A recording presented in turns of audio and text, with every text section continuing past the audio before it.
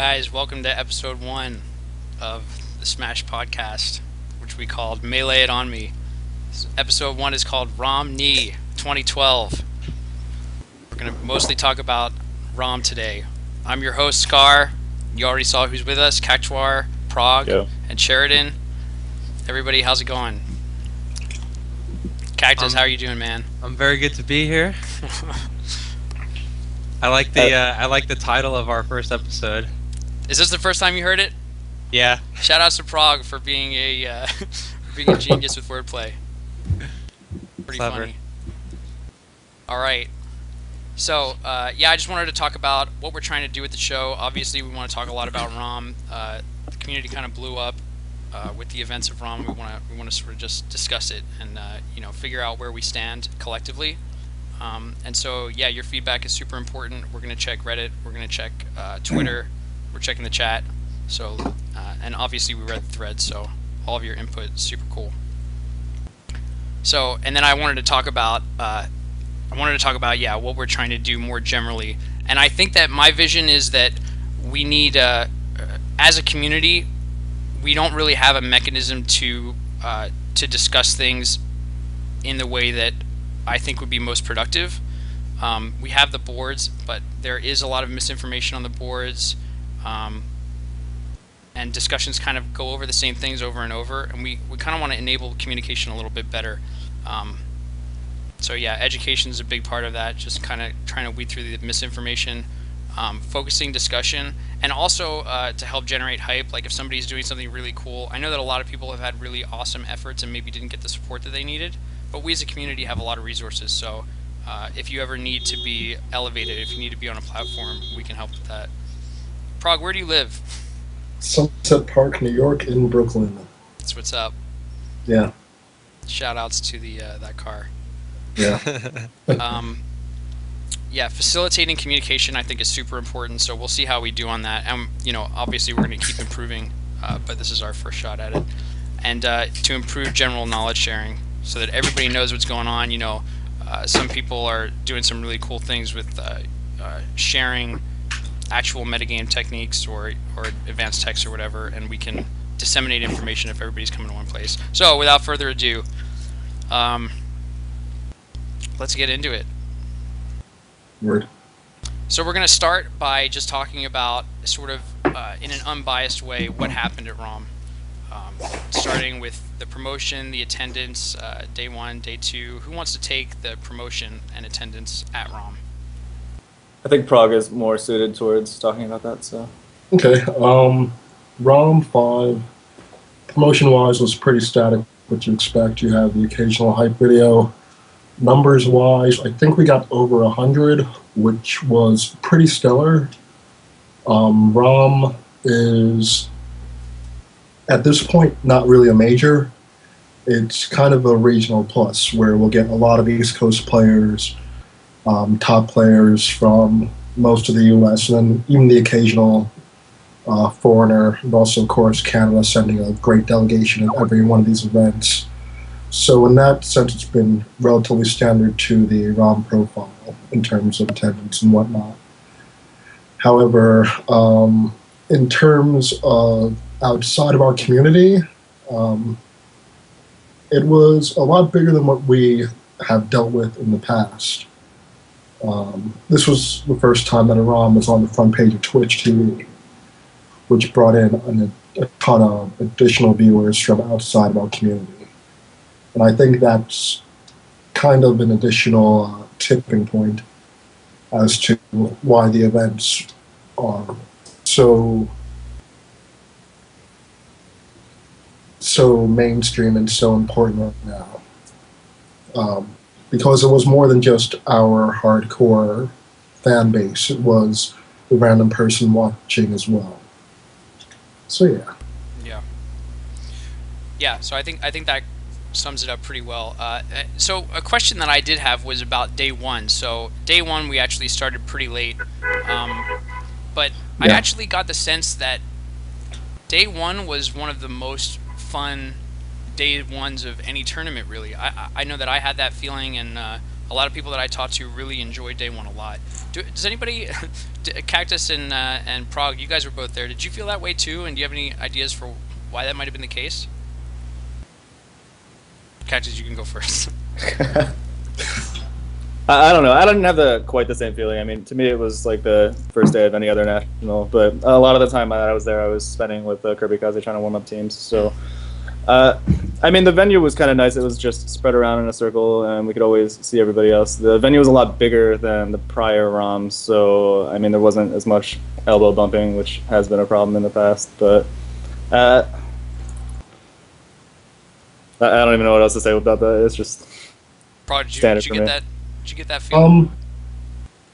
I guess coming from the perspective of someone that has been watching everything, especially right after Sandy and how so many areas were without power for so long, and even with Alucard, what happened with the venue. This was the first time that a tournament was being hosted.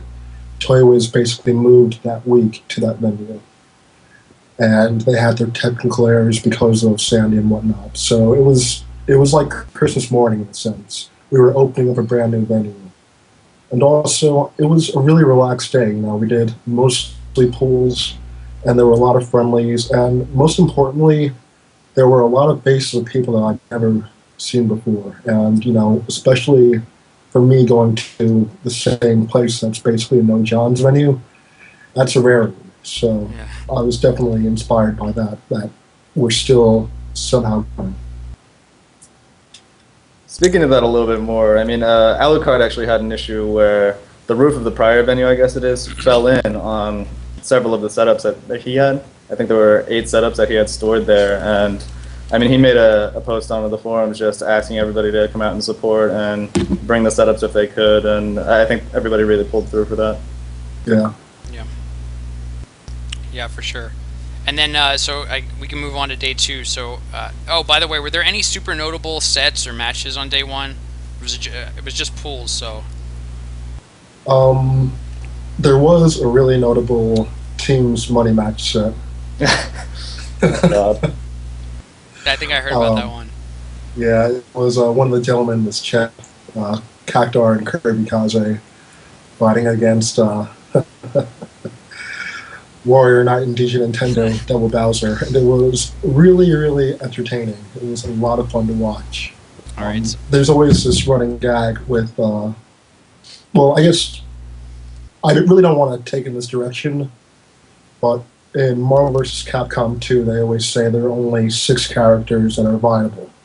And a lot of people say that, you know, Melee is only space animals and you get the occasional other people. However, in this case, we had a great showing from a Double Bowser that kept the stream entertained and hyped, and it was definitely a good change from that view, especially from the Twitch TV viewers. Yeah. Cool. Yeah, I agree with that for sure. And so day 2, anything notable up until maybe 7 o'clock? Same thing. We had, again, an amazing set with DJ Nintendo up against Chillin with Bowser and Sam, nearly pulling off arguably would have been the ROM setup, the ROM upset, pardon me. Hey, and by the way, I heard a lot about this prophecy. What is the prophecy? The prophecy of a Captain Falcon never being able to win a national. So, The prophecy. sorry, Scar. It continues. Well, should probably apologize to Hax. And John. Totally agree with that. Hax is working his butt off right now, Yeah. so I don't know if I deserve an apology there. So it's an Okay. apology for you picking that character. So then, how do we want to tackle the events of 7 p.m. and later? Shall we start with the perspective of who was there? I'd love to get Sheridan involved so he can maybe talk about his understanding, but I think maybe that wouldn't be the best idea. What do you think, Sheridan?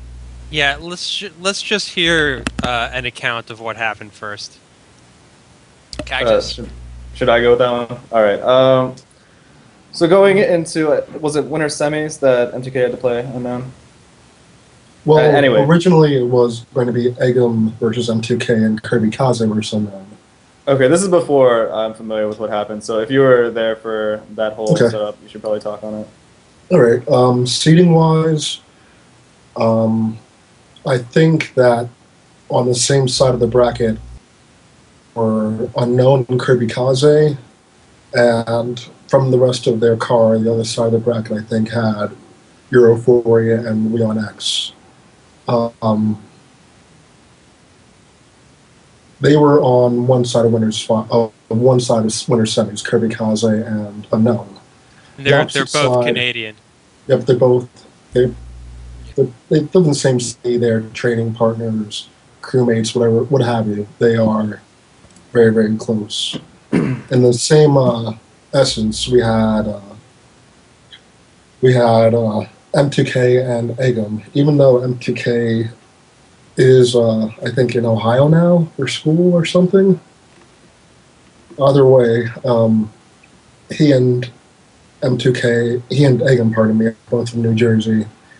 So one thing that's very, very, very, very common in other tournaments is this prospect of floating, where if you are going to face someone at a certain point in the bracket and someone else, for example, fighting game community style, let's say that we have Ricky Tees and Justin Wong in winter semis. On the other side, we had Mike Ross and Kamo Fiend. All four are sponsored by two different teams. They'd be playing their teammate. They can ask for a float, in which case they will switch off so they're not playing their teammate unless they both end up making to winners finals. So it is somewhat common in later brackets. Yeah. Okay, so that's the float situation. Then, Cactus, you want to pick up? Well, from what I've been hearing, M2K has been using that a lot as just kind of, I did this one thing right, so me doing something wrong later is balanced out, which I don't entirely agree with. But what he did wrong, and it's not entirely on him, it's just the kind of the culmination of a lot of things going wrong. His set versus Unknown ended up coming down to fifth match, and using the current rule set, we use something called Dave Stupid rule, which is that you can't go back to any stage that you had won on prior. And there's a variation of this rule out there. You can't go back to the last stage you won on. And that was more for when we had bans and there wouldn't be enough stages to play out a full set of 5 matches. So M2K lost the first game to Unknown, and Unknown took him to FOD, I believe. And M2K won the first round, and then Unknown took him back to FOD, and M2K... No, I had that wrong, sorry. M2K went to FD to counterpick Unknown, round 2, won there. FOD, won again. Unknown went back to FOD, won.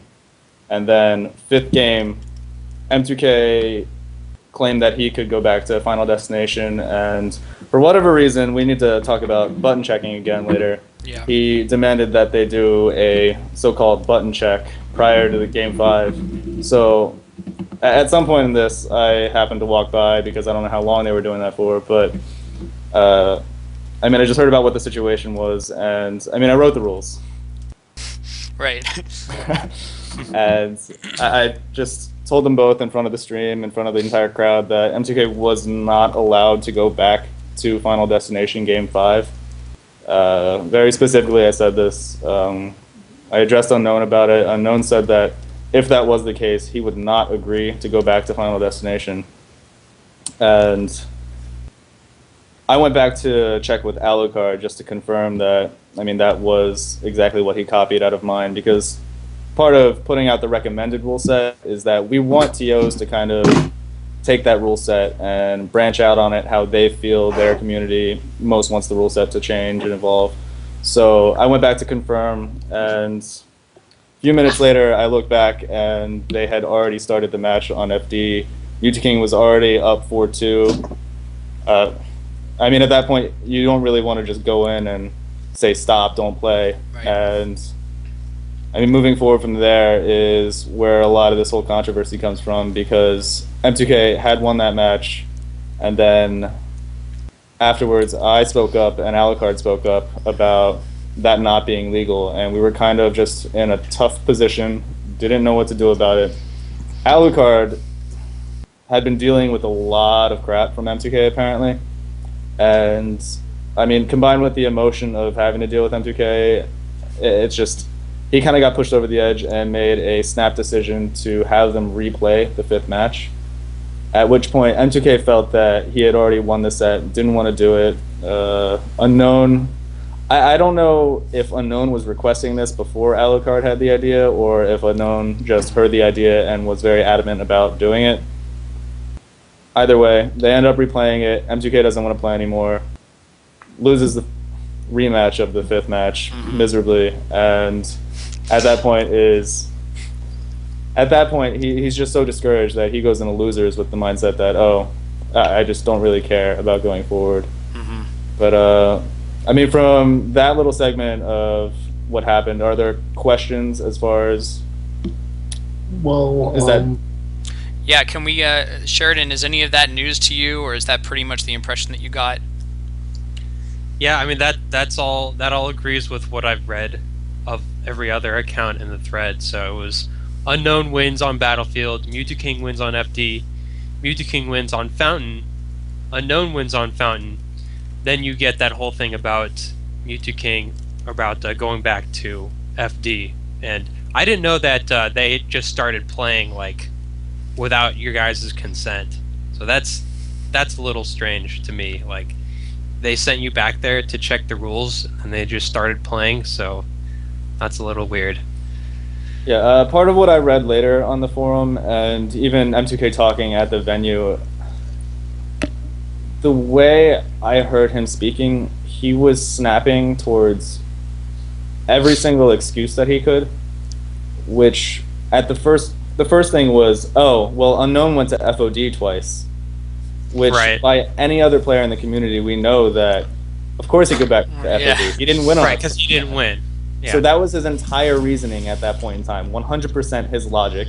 Yeah. And then later on, his logic was that, oh, I do this all the time. I do this at every tournament. So I think that it's a good idea to just stick with winter semis and not. We'll deal with the facts of later stuff as we go. But if we stick with this, so I just had the question of, so Juggle Guy brought up a great point in the thread, and I'm not sure if it was rebutted. It seems that most tournaments use the DSR. Oh, first, let's clarify which DSR is which. Cactus, would you mind? Yeah, apparently I have it incorrect according to the Dave. I have it actually. Somebody asked Dave. The Dave is apparently Scamp, which I didn't know either. I use the definition that I've always used, which I learned from playing in New York, and the New York guys use this definition with me. This is from back when I was playing against Wes and having to play him on like Corneria and those kinds of stages. But anyway, so Dave's stupid rule, according to how I know it, I think I already explained this once, but Dave's stupid rule is you cannot go back to any stage you had already won on.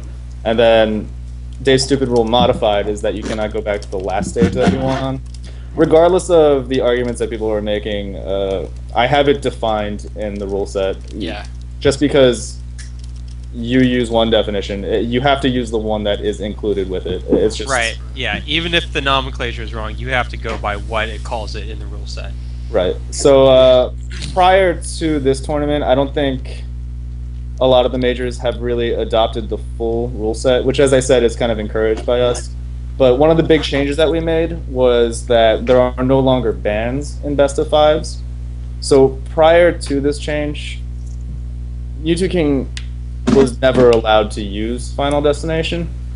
And I mean, one of the big reasons in doing this was we also have a much more reduced stage list now. But my belief is that any player that gets to the point where they're going to be playing best of fives is a high to top level player. And I mean, part of being a higher top level player is that you should be experiencing your opponent's best possible stage, their best possible combination of stage and character.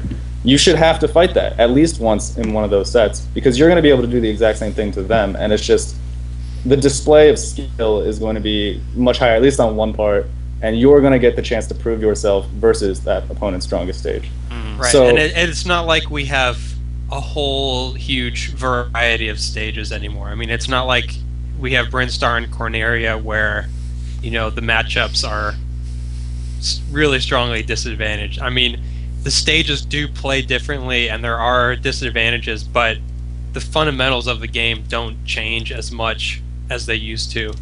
So it's right, not a big deal. Yeah. we're basically at like neutral +1, which is Pokemon Stadium, but that's a conversation for another time whether Yeah. Pokemon Stadium should still be included.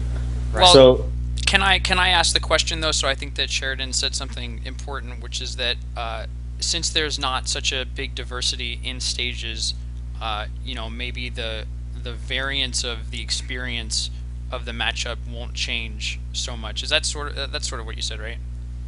Yeah. And so like I just wonder like what the value is of playing with such a discrepancy, like when you move farther away from the 50-50 matchup. There's a character matchup that changes the 50-50 in one way, and then the stage modifies it in another way. And we know that there's certain stages. I mean, FD is one of them that skews a lot of matchups one way or another. I just wonder what the value is of making people play on that. And I mean, understand what this what is. Cactus I think said. that's a good discussion to have, but let's press on with the DSR thing for right now. DSR. do you so want to which add one that we're to the using? document, and we'll just get back to it? Yeah, we absolutely. Well, we should. I feel like the rules is something that's really important, right? And if you're not clear on the rules, we're obviously going to have problems.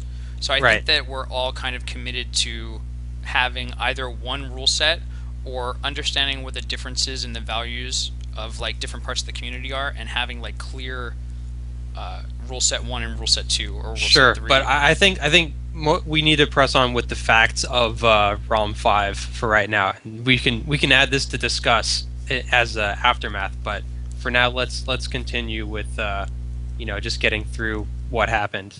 Okay, so to continue with that, ROM 5 is using that reduced rule set, and it's using no bans. And prior to this, a lot of tournaments were using DSRM, as we discussed. ROM 5 took the rule set as I wrote it, which is DSR. And the reason I use DSR instead of DSRM is because while you should have to play your opponent's strongest possible combination, it shouldn't give them a 2-match advantage. So, I mean, Mewtwo getting to use FD twice, for those outside of the community, you won't fully comprehend what the implication of that is, but he's usually somewhat untouchable on that stage, and it's such a strong counter pick for him that it just kind of skews the set. So for him to be able to use it twice, I mean, even in writing the rules, he was the first person that I thought of, and it just comes off as not being close in the variance that, I mean, Scar was talking about, where we're trying to keep things 50-50 throughout the entire set. While one match may be a little skewed, the entire set itself should come close to that 50-50. So at ROM, they were using standard DSR, and Mewtwo King's claim later was that he didn't know that as well. And it's just another one of the reasons that this ended up happening. Yeah. Okay. Yeah. Then we'll talk about DSR later, and what the merits of either are. So was there excessive button checking during winter semis, or did that come up later? Button checking is really, let me warm up on the TV for a minute or two, which is understandable because every different TV, I mean, you kind of want to get used to it before you go straight into your match. So, I mean, I've talked about in the rule set thread before that we can just start a 2-minute match. Once the 2-minute match is over, that's your warm up. That's all there should be. Other people in the community have claimed that we should have a 1-minute thing, but the problem with this is that that's not what happens currently. When Mewtwo King sits down, he wants to sit there and needle cancel for 20 minutes.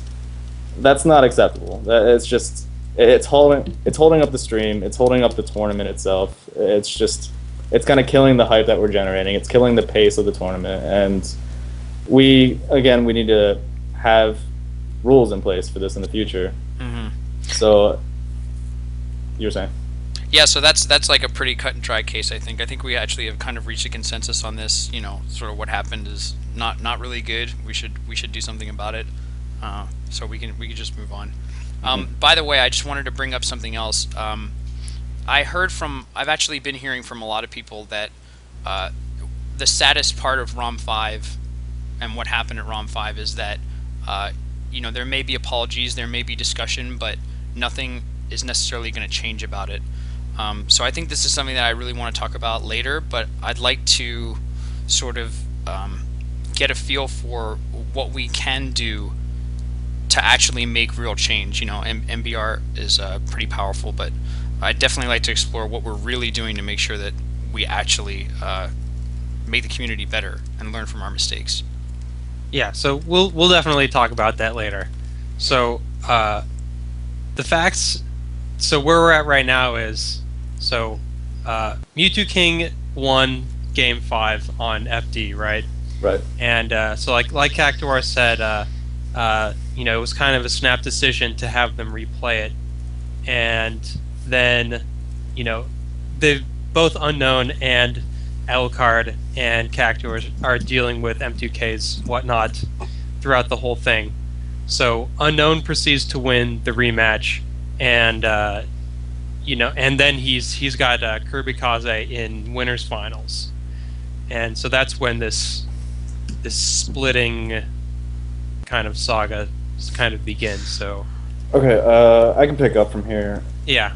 I mean, I've been reading the thread that they have going on and off, and I really disagree with the negativity that's going out towards Unknown and Kirby Kaze, because I agree. Everyone is talking about it as if they wanted to split the pot. They didn't want to try in their sets. In my opinion, and from what I've seen, and from talking to Kirby Kaze, and from, just being around Unknown, it's not their intention. What they wanted to do was to play their set out. Unknown got into winners finals, and he was completely discouraged. He had just gotten off of a win versus Mewtwo King that very well may be considered illegitimate. That's going to be on his mind the entire set with Kirby Kaze. I'm pretty sure that's what happened. He sat down with Kirby Kaze and played the first match, couldn't focus. So he wanted to forfeit out of winners because, if you don't want to play the game, it's not our position to tell you, to force you to play out a set. You're just going to be upset with everybody around you. So he tried to get up from the setup and just say, I forfeit this set. And this isn't the fault of anyone, but he was pressured by the stream crew and whoever else to sit down and finish it out. So at this point, Kirby Kaze, knowing that Unknown isn't going to play the set seriously, is also discouraged from playing the set. Neither of them at this point want to play the set, and yet they're being forced to. So they pick random characters that they don't usually play in tournament, not with the purpose to sandbag, but to just get it over with, not have to play try hard mode the entire time. And then they get addressed by Alucard, and they get addressed by the stream. I think Gimmer was the one who talked to them about it, but they got yelled at apparently for doing that. So they picked somewhat serious characters, but still not their mains. So Right. Kirby Kaze went Fox, I believe, and Unknown went Falco. And in this set that Unknown had previously forfeit through, he wins versus Kirby Kaze 3-2. And So- Unknown mentioned that splitting had not come up at this point. Like, they had not discussed splitting at all through winners finals yet. Kirby Kaze and Unknown had not. Right. That's not So now- true completely.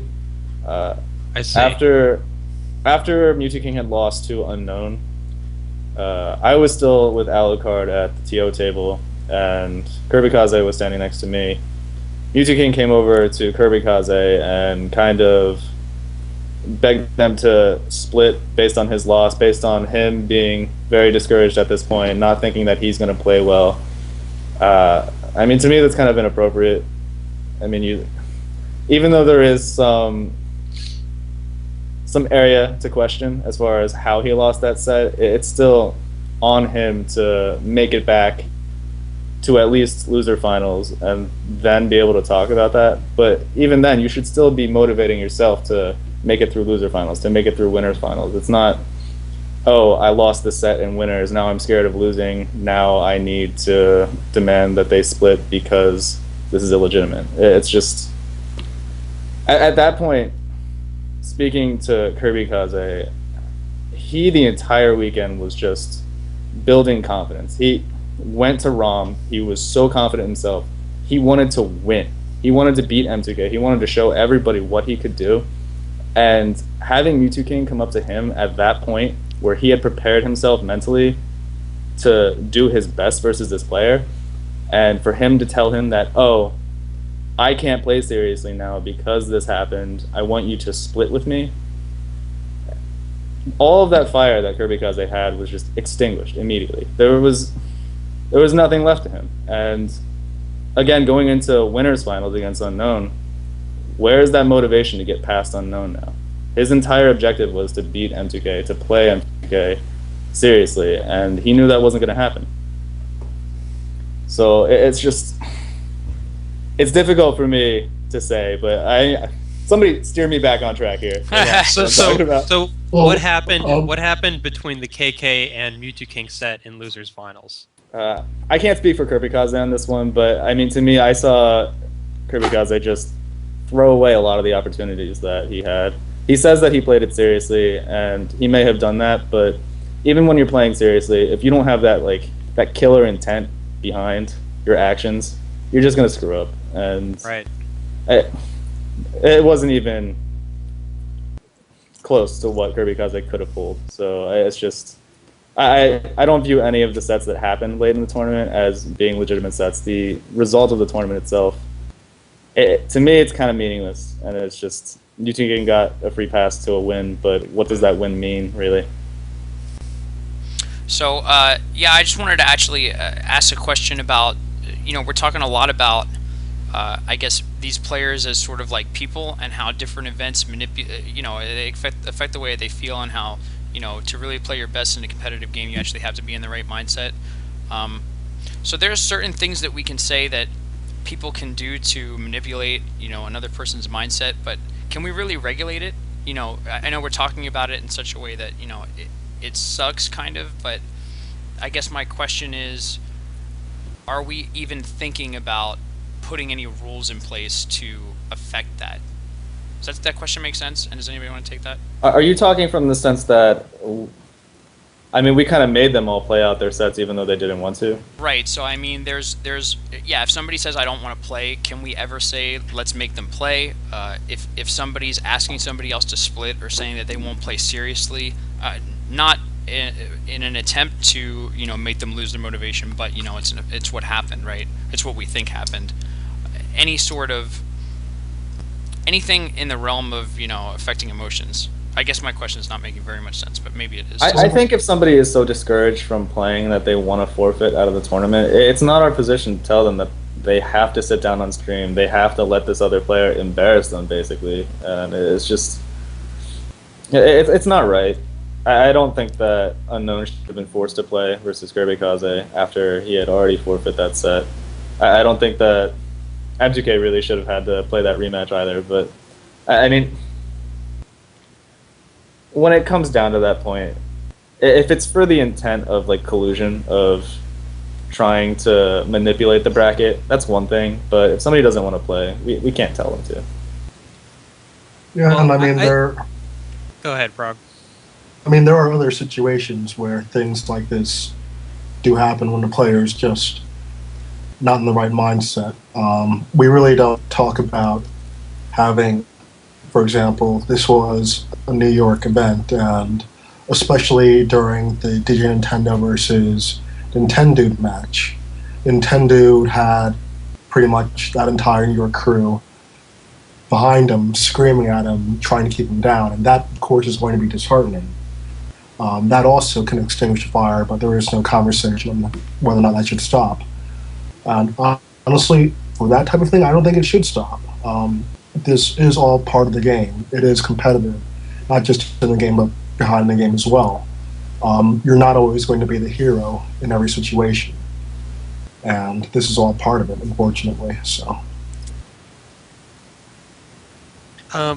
you know, obviously we can't force anybody to do anything, but I still feel like the TO or whoever should make an effort to just kind of sit down with the person and explain to them, what the situation is, and at least try to give them some encouragement to, to press on. I mean, I think it's completely counterproductive to just state that the rule says you have to play, so play. That completely ignores the humanity of the situation. And I think if the TO goes into the situation and explains to the person that this is what you're here for, and we would all like you to show your competitive spirit, and that's going to be a lot more productive in getting finals to happen and getting entertaining finals and maintaining the competitive spirit of the tournament. So while we shouldn't just make a rule and say you have to follow this rule. We should say, here's a code of conduct that we hope everybody is going to follow. And even though we can't really enforce it, people will respond to it if they understand that this is what we as a community want to happen. Does anybody have any thoughts on a code of conduct?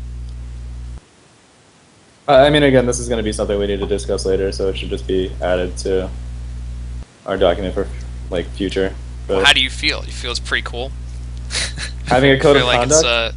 you feel like it's something that you wouldn't want to talk about? Just a quick. I mean, what I take away from what Sheridan is saying is more that we need to be supportive of people who are going into those positions in the late game tournament, and if they happen to be discouraged, you want to be able to talk to the person before talking to just the player who has to play this match. You want to say to them, why don't you feel like playing the match? Mhm. How can we motivate you to want to play the match? And speaking just to the player, I mean, a lot of that is internal. A lot of that is my motivation is to win, is the pride involved, is whatever they might hold dear to them. But for some players, it's once they get to that position and once they agree to split, the significance of the set is no longer there. But I mean, if you look at PP, you look at Mango, you look at HBox, you look at Armada, they don't care about the money.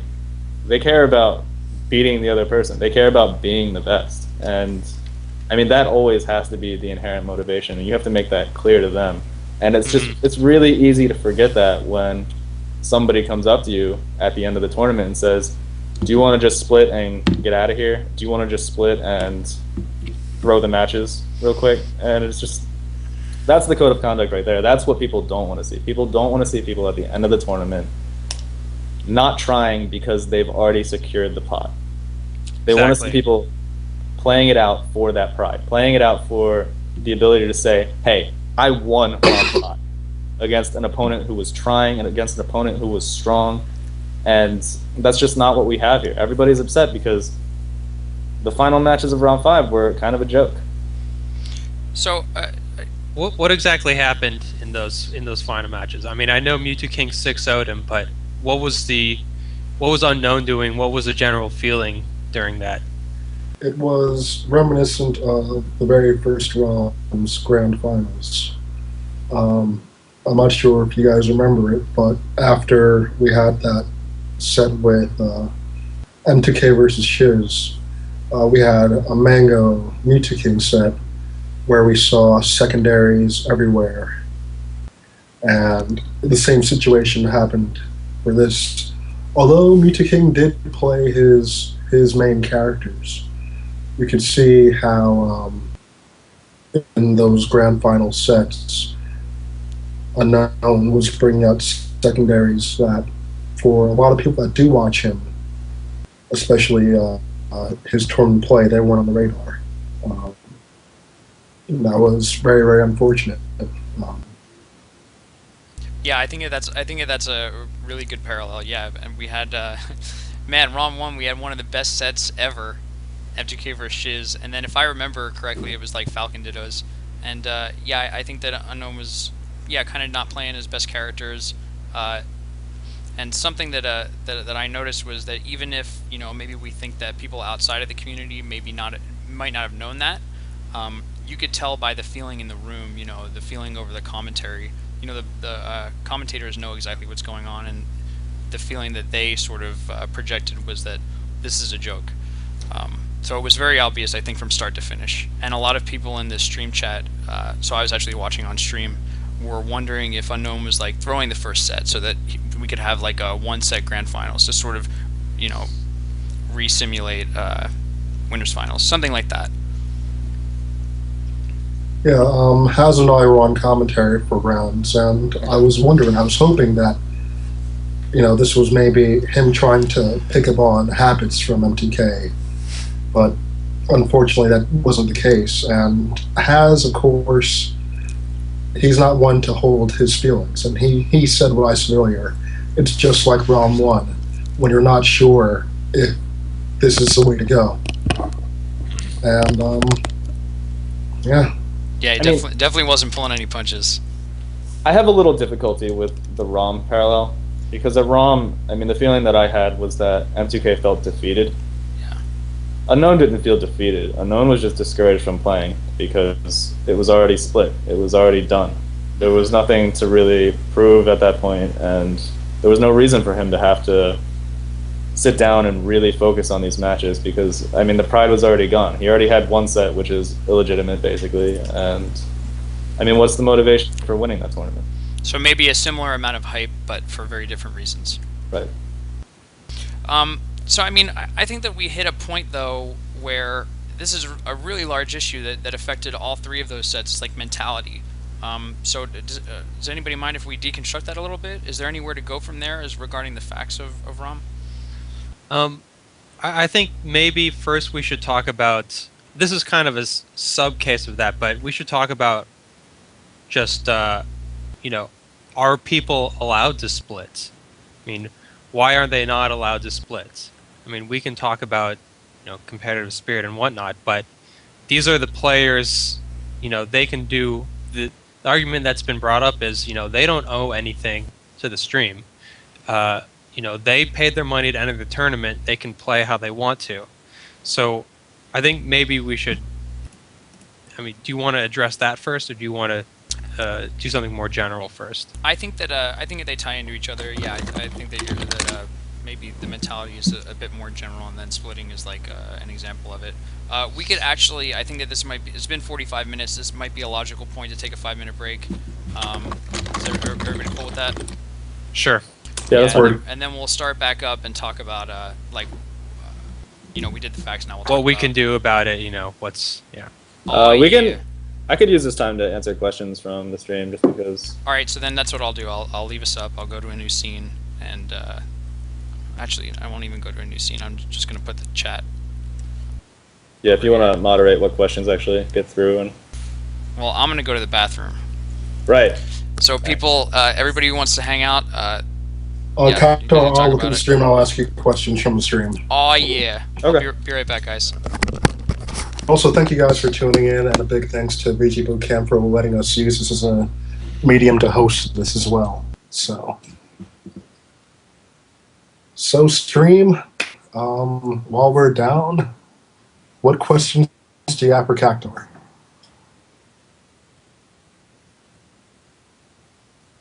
I have a question, Cactor. Yep. What shampoo do you use?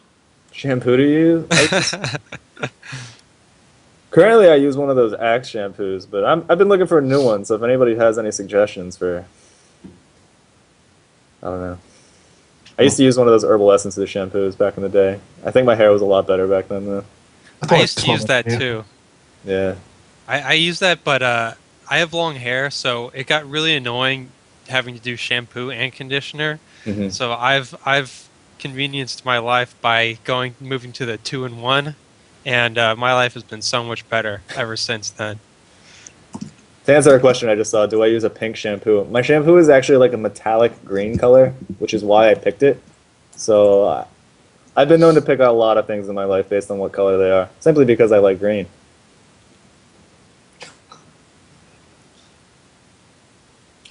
King Funk, unfortunately, is not with us tonight.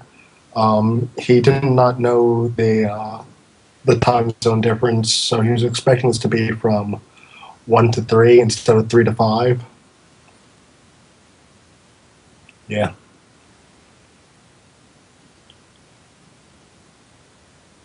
Cactar, what's your favorite cereal? And actually, we're gonna follow us around. What's my favorite cereal? I don't even know. I don't have a favorite cereal. I don't usually eat breakfast. Breakfast is like I can't deal with cereal. I gotta get like an omelet, like a bacon and cheddar omelet. That's my thing right there. Just I love eggs. Apple Jacks. Oh my god. I haven't had those in years. I didn't know they still made those. It's still good. So if I'm just like going pure hedonism with my cereal, I'm gonna go Reese's Puffs. Like if I don't give a fuck about anything else, I'm definitely having some Reese's Puffs. But if I actually am, trying to care about my body to some degree, then usually I eat some kind of Kashi cereal. Who does that? Those are always really good. Who does that? How? What? No. Actually, now that I think about it, I really like Cinnamon Life. Because the way the milk tastes after you eat that, it's just... It's I don't pretty put good. I don't put milk in my cereal. I just eat it dry. What? That's disgusting. I can't deal What? with that. I What is usually just this? eat it straight out of the box. I don't even pour it into a bowl. I usually just have like a box of cereal by my chair, and I just scoop little scoops out of it just kind of whenever. I just eat cereal throughout the day. Does anyone eat Kix? I hope not. Cereal's garbage. Oh, I thought you said a completely different word. My bad. What? Nothing. Wow, I just sat down and heard something unspeakable. Right. Exactly. All right. We've still got All right, last question before we start this back up, I guess. Now We're that... gonna eat a little bit. Oh, well, we can keep going I then. heard some cereal talk. What's going on? We talking about the cereal tier list? Word. Did somebody figure out what the Cactuar pancake? Yo, your mic is a little messed up, Bob. Yeah. I We'll may have get fixed handled it. Yeah. I think I fixed it. I think just before we start, we can do some more questions. But before we start, I think we should establish like the next couple of issues we want to address, because we made some good progress in the first segment, but I think we were kind of a little all over the place. So it would be easier for everybody else to understand if we keep it just a little bit more structured, I think. Sure. So let's like agree on the next couple topics. Sheridan, you can update a Google Doc, right? I've been looking at it. Yeah. You can edit it, dude. I promise. Okay. Cool. So I think the next two things we should talk about are what were the things that contributed to this mess at ROM 5, and what we can do to address those. Those are very broad things, but we can... Dude, I love you so much. I had the exact same thoughts. And I actually wanted to take it one little step further and sort of... So what contributed in my mind is like why this happened. I think it's the exact same thing. Right. And then there's two categories that I thought of. One is things that are neutral or in line with our goals, and the other is things that are like detrimental to the scene as a whole, or detrimental to any interested party, right? Those are really the only ones we need to talk about. The things that are contributing and also bad. So like Prog mentioned the crowd. Yeah, they absolutely can contribute to like, things like this, but And I think that thing I mentioned earlier about the relationship between the players, the TO, and the rest of the community, whether that be the people at home or the people on the stream, that's kind of going to be a running theme. Yeah, we could probably even extend that, right? There's the players, there's the TO, there's the people who actually do the streaming, there's the stream viewers, and there's how we fit into the larger community in fighting games, and potential advancement for our game status. So then like potential viewers. Sure, yeah. And sponsors, who are a distinct group, although we don't know them yet. All right. Well, I guess I won't eat then, even though I'm pretty hungry. I mean, we could still answer some questions if you need to eat. That's Yeah, fine. I mean, we can answer like a couple more questions. You having fun? Maybe some legitimate questions this time. And actually, even with that, again, I want to ask you guys, if you aren't already, please follow VG Bootcamp here, Facebook, Twitter. They do a lot for us, especially the last couple of weeks. They've been nationwide, giving every single major LA stream for a bit, so definitely give them a shout. Oh, did you want to add Fuzziness to the call just to get on that European scene? Eh. Fair enough. On blast. If we had him at the start, that would have been fine. But it's just gonna. Yeah, I feel like we got a feel for 4 people, and maybe I think that this is enough people for now. All right, Prague, you want to pick out some more questions while Bob stuffs his face over there? It was really good, by the way. My mom made me a cheesesteak. I usually take them without onions, but she puts onions in. What kind of cheese do you get? She just puts American, sometimes provolone. Provolone's I the always best. I go provolone. Provolone's the best for sure. Yeah. It's always a treat. It's not a debate. It's definitely the best. Well, but I like That was cheese an whiz. easy question. I wish all our questions were that easy. What about whiz though? You throw a whiz in the mix, now you got like this wild card. I've never Right. had it with whiz. It sounds actually fairly disgusting. That sounds like a Sheridan answer. Yeah. It's really good, dude. But you have to have it in Philly. Ooh, we have a good question from the stream. Is it not possible to have one universal rule set? Yeah, I was looking at that. That one is a good question. Yeah. It definitely. is possible to have one universal rule set, but that's not something that I would want. I mean, when I go to every individual region, I mean, I grew up playing. I started playing in 2005, late 2005 to 2006, and every region that I would go to would have such a different like flavor to it because each of the TOs kind of had their own set of beliefs as far as how the game should be played.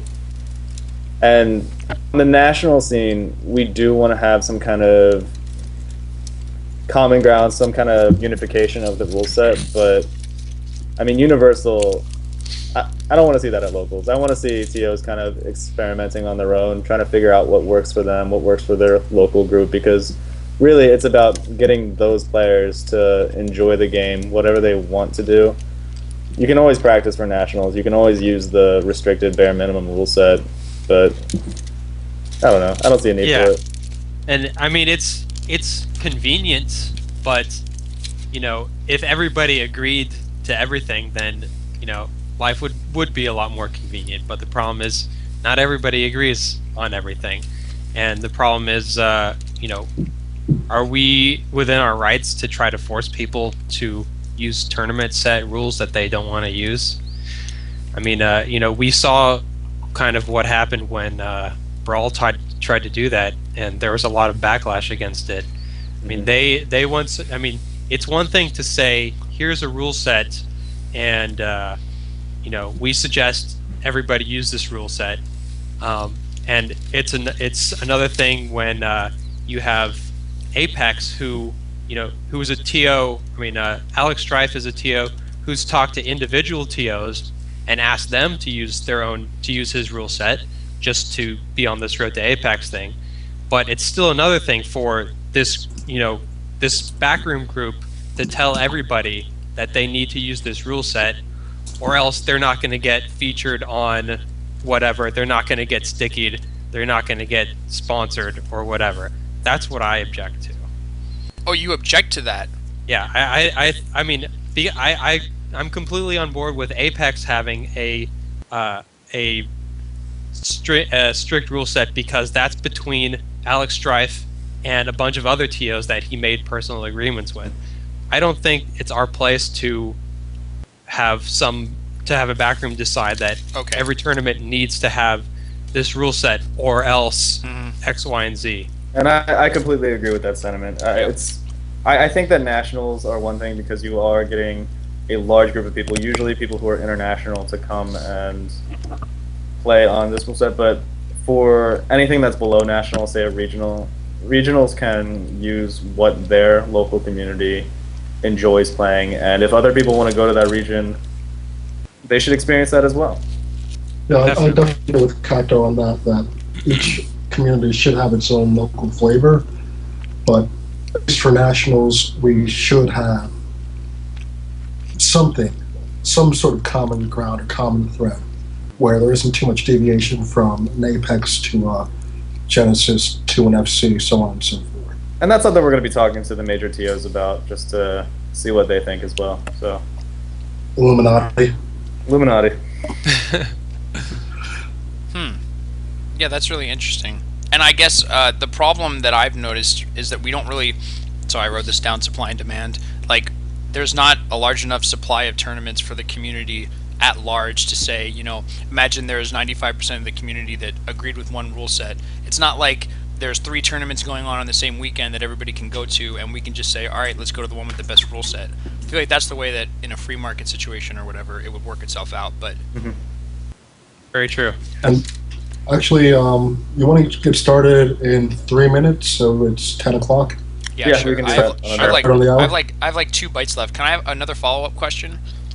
So Sure. Is it possible to have dynamic rule sets? That doesn't mean anything really, but like, is it possible to have, let's say, just for sake of argument, melee backroom rule set and battlefield only, and some way of deciding in each individual set which rule set to go with? Something slightly more I mean, complicated. that's gentleman's clause territory, though. Yeah. I mean, Yeah. If you agree to that with your opponent, then Well, that's like an extreme example. I just made it up in the past second, but yeah. The problem I have with that is, well, I guess it's not as much of a deal in bracket, but in pools, the idea of a pool is everybody's got the same common set of opponents that they're trying to play against, and unless you have everybody playing the same rule, then you can't make as meaningful a comparison Right.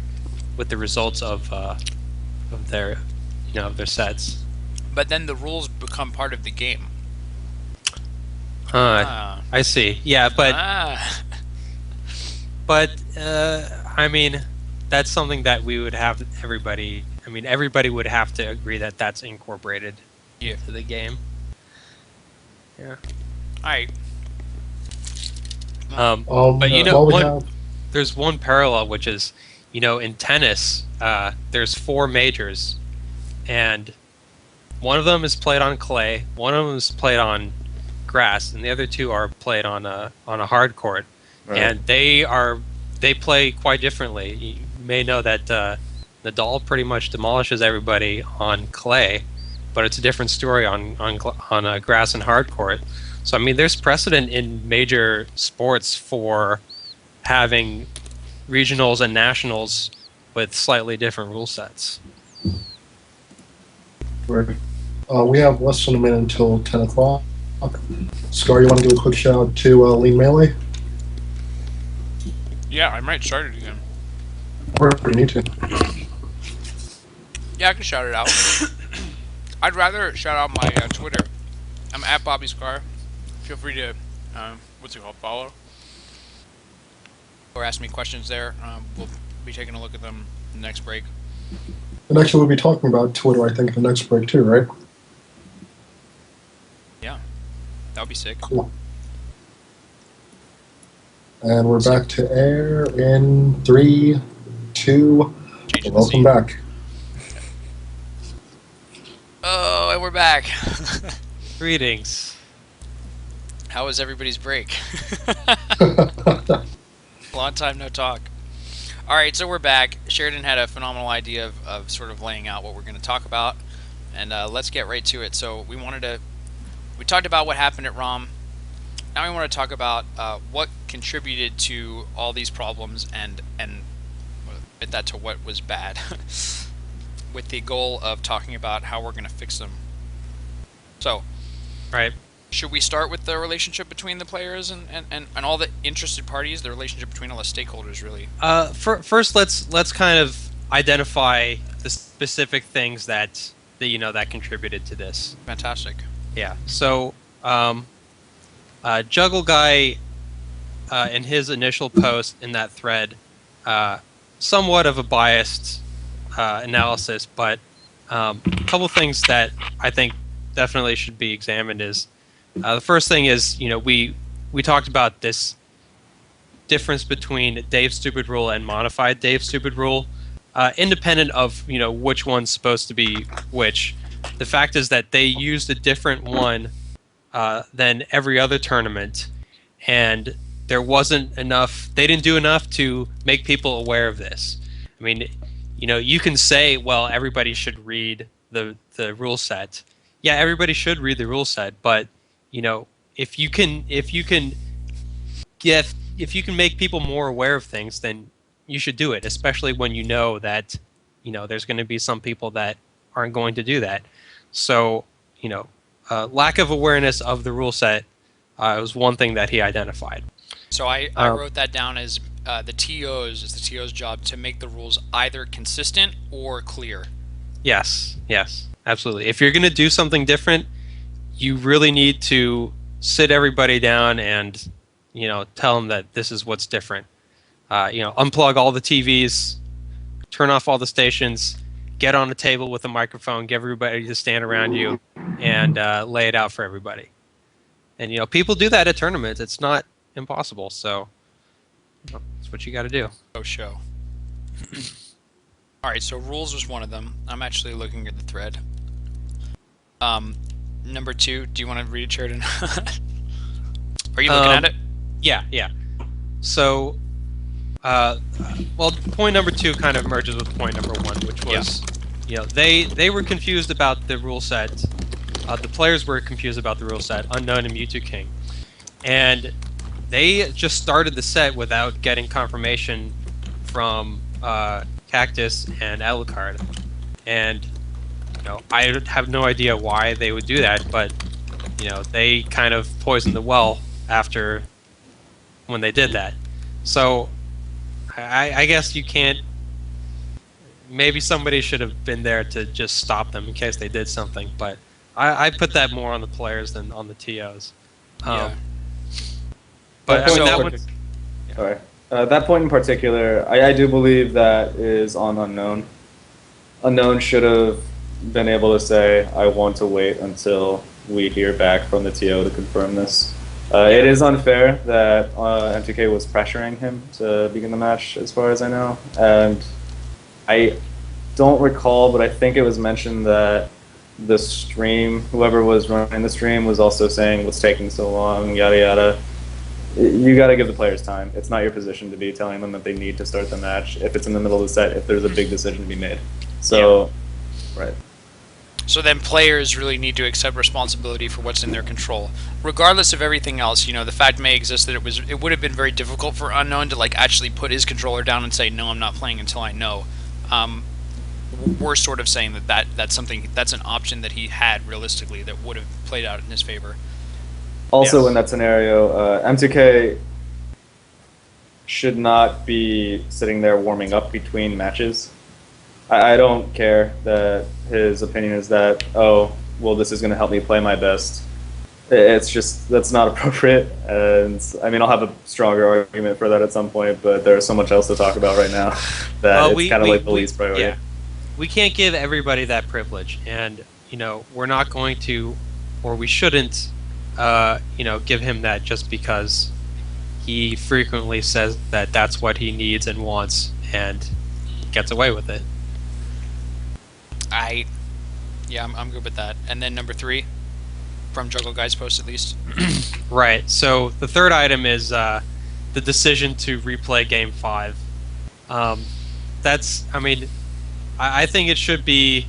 I realize that there was a lot of frustration and confusion involved, and so I don't want to put him on blast too hard. But once the game is done, it's done, and barring certain exceptional circumstances, which are up to the TO, but if both people played this match under the apprehension that this was a serious match, this was going to be part of the results, then it's done once it's done, and you should have just went with that. And the reason is that if you replay it, then people are using the information from the previous game in the rematch, and that just kind of, again, it poisons the well, it skews the results, and and one person is, if there's a difference in who wins, that person's going to be that they're going to feel cheated, and it's going to deflate them for the rest of the tournament. And the person who wins, they're going to feel like it. They're also going to have that feeling that it wasn't legitimate. And again, that's what we saw with Unknown. He felt, as I understand it, he was just kind of frustrated and deflated after that. So that's why we can't have this double jeopardy and just force people to replay things. So it's basically board game rules, right? If you take your hands off the piece, that's your Done. Exactly. Can we at all talk about or draw a distinction between what's appropriate for, like, what Sheridan mentioned was extenuating circumstances or extraordinary circumstances versus what isn't? Do you know what I mean? Like, as soon as you added that, it kind of makes it more hairy, because I feel like Alucard did the best that he could in that he felt that this was one of those cases where it's like completely wrong. Yeah, I'm having trouble coming up with an example. As far as I know, the only time you replay a match is if somebody smacked the other guy before the right. game. That would be something. If the setup turned off for whatever reason, that would be another scenario. If the game glitched out, which doesn't happen really. Yeah, but those would be things that affect the game in progress, not things that are already completed. Right.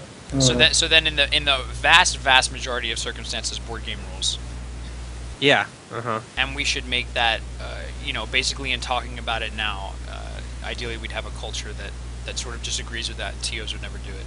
Yeah, and I would say, if the result was, if the result of the match was because one player, I believe, I'm inclined to believe Mewtwo King when he says he was ignorant of the rules or whatever, and he was just doing his, trying to get Unknown to agree to whatever. That's fine, but if we find out that the result of the match was due to really strong coercion by one of the players on another, then it's better just to make a decision about who wins instead of replaying it. I do want to speak on Alucard's behalf here, just because you're not calling him out for this, but sure, it is a questionable decision to make, and ultimately it was probably the wrong decision to make, but Alucard was under a lot of pressure in that moment, and it's not the kind of thing that you want to let sit for a long time. So when it came down to it, he made the decision on the spot, and he just went with it, which I do think is the right call. If you're going to do something along those lines, you stick to it. And Alucard at that point, it had been building up, and from his perspective, Mewtwo King was cheating. And the only way that he figured that could be resolved was by correcting the action that he felt Mewtwo King was cheating with. So to replay the match in his mind in that moment, it does make sense. It's just, looking back on it now, we could have played that completely differently. Yeah, usually Alucard has a much larger staff in ROM. However, that certainly wasn't the case this year. In addition, he had a couple of scuffles with M2K. There was an issue with, I think, M2K having a set against Ether that Alucard was saving for the stream. He wanted X number of matches replayed from winners quarters on to appear on stream.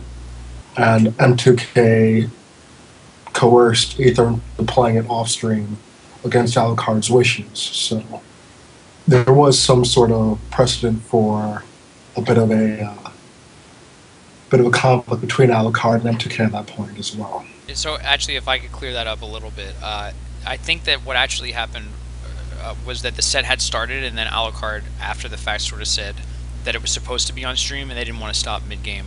And that was actually holding up a lot of the bracket, was that match. I could put Ether on blast. You know what you were doing, Ether. Play your sets when you're called.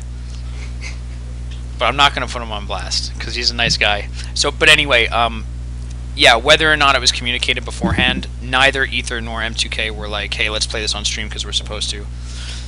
That said, maybe when they sat down, they knew about it, and somebody said, something or another. But my understanding is that it was an after the fact kind of thing, and they didn't want to stop and start. Gimmer is saying something in the chat that's kind of relevant here, which is that Alucard told M2K beforehand.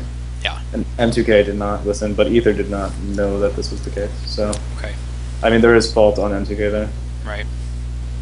So how much does this fit in with the larger topic? By the way, I'm trying to write. I mean, this down somehow. this is the TO and player interaction. Yeah. So then my question becomes, how much does this fall on the player to follow through, and can we regulate this at all? To follow through with what specifically? It's requests from the TO, and do there need to be measures put in place that give TOs more authority? I mean, if I think often it's usually just a matter of having enough people to get to do what you want to do. I mean, it's from what Progress says, it sounds like Alucard was understaffed, and if he had had people helping him out, more people, the guy running the stream shouldn't have to be the authority of people playing their matches. I mean, there should be somebody getting the people to the station and getting things going. It can't be the head TO doing that. He's got too much other stuff to deal with than to chaperone players to their stations, and the guy running the stream's got too much to do with too. So I think it's just a matter of staffing on that. That's a great point. So not necessarily regulating, but staffing and preparing in such a way that it's almost a no-brainer. Right. I think speaking towards kind of a sense of player obligation or player responsibility, a large number of us don't really go to the tournament and think, oh, I'm going to help this tournament run better. Oh, I'm going to help this tournament be the best tournament that it can be because I'm going to adhere to all of the regulations, adhere to the tournament process, and help everything come to fruition. And I mean, that's a problem with all of us. We need to kind of understand that the TO can't be everywhere. We need to understand that it's not just about us, it's not about our placement, it's about the experience for everyone. And a lot of the time that's not what happens. A lot of selfish decisions are made. We sit there and we play friendlies, we try to warm up when we're supposed to be playing our tournament matches. If you're not warmed up by the time your tournament set gets called, I mean, it is your fault that you haven't done that. You could say, oh, I got to the venue late, but it's your fault that you got to the venue late. You could say that, oh, I can't find a TV, but it's nobody's responsibility but yours. Yeah, and there's some people have the mindset that well, I paid my money to get into this tournament, I can do whatever I want, and it's hard to just combat that directly. You can't just say no, do this instead. I mean, you have to engender respect, mutual respect between the TO and the players. The TO should kind of be present in the room so that everybody can see him, and he gets kind of more of a personal. You get more of a personal vibe from the people that are running the tournament. That gets you more respect from people, and you're never gonna completely get rid of the mentality of people who are just there for themselves. But there's ways to fight that. Yeah, so it just seems like that's a really, really big and hairy issue, which is basically that the interested parties just don't have the same goals. And so there are things that we can do, I think, to help them better align, or to enable one group to work with another group. So, for example, if we're trying to say, we're trying to get, God damn it. If we're trying to get the players to play on a stream or on a certain setup, the TOs can enable that a little bit better. And now it's not necessarily that the interests are aligning, but one group is enabling another group to do what's best for the greater good. But that seems like a discussion that would be kind of almost like a meeting or a panel where we would come up with, I guess, best practices or something like that. Yeah, but I think it gets in. It kind of we can segue into the issue of the tournament is the TOs. I mean, it's the TOs and the communities and everybody's, right? So the people who come there, I mean, the TO put in and the host put in all the work to get it organized. So as far as I'm concerned, the TO has the right to set the code of conduct that he wants people to follow. And when you come to a tournament and pay your money, you are agreeing to abide by that when you go in there. And this speaks to what we can do about people splitting and people not playing out serious sets, because this is the conflict between I paid my money to enter my tournament, I can do what I want, which is true to some degree, and you also agreed to abide by the code of conduct of the tournament when you paid in, as kind of a tacit agreement. And so players need to understand that when they come in. And if they come into a tournament where they have no intention of putting their best efforts in, but the TO has built his tournament up to be something that's going to be streamed to a lot of people. This is going to be shared all across the Smash and fighting game community. Then he has the right to expect that from the people that come to his tournament, as long as he's made it clear that this is the goal of his tournament and this is what he expects from people when they show up, that they're going to get competition from people. And I think kind of what the frustration that I saw, especially from Kirby is that they didn't ask for all this attention. They didn't ask for 4,000 people watching them on the stream. They showed up to a tournament and they wanted to play people, and that's what they wanted to do. And I completely believe that. I forget whoever said, but Kirby was really focused to try to beat Mewtwo King, all throughout the tournament until the rest of this stuff happened. So I think it's wrong when people are bagging so hard on Kirby and Unknown for what they did, because, like I'm saying, they didn't ask for this, and now people are getting on their case for not doing what we think they should be doing after the fact. To speak towards TO responsibility, I mean, it's been a long belief of mine that TOs, they kind of identify with their tournament too much. A TO is a separate entity from the tournament. A TO should be the person who's acting out the process of that tournament. They're acting out the will of the tournament. You need to run your you need to run your tournament on schedule. Excuse me.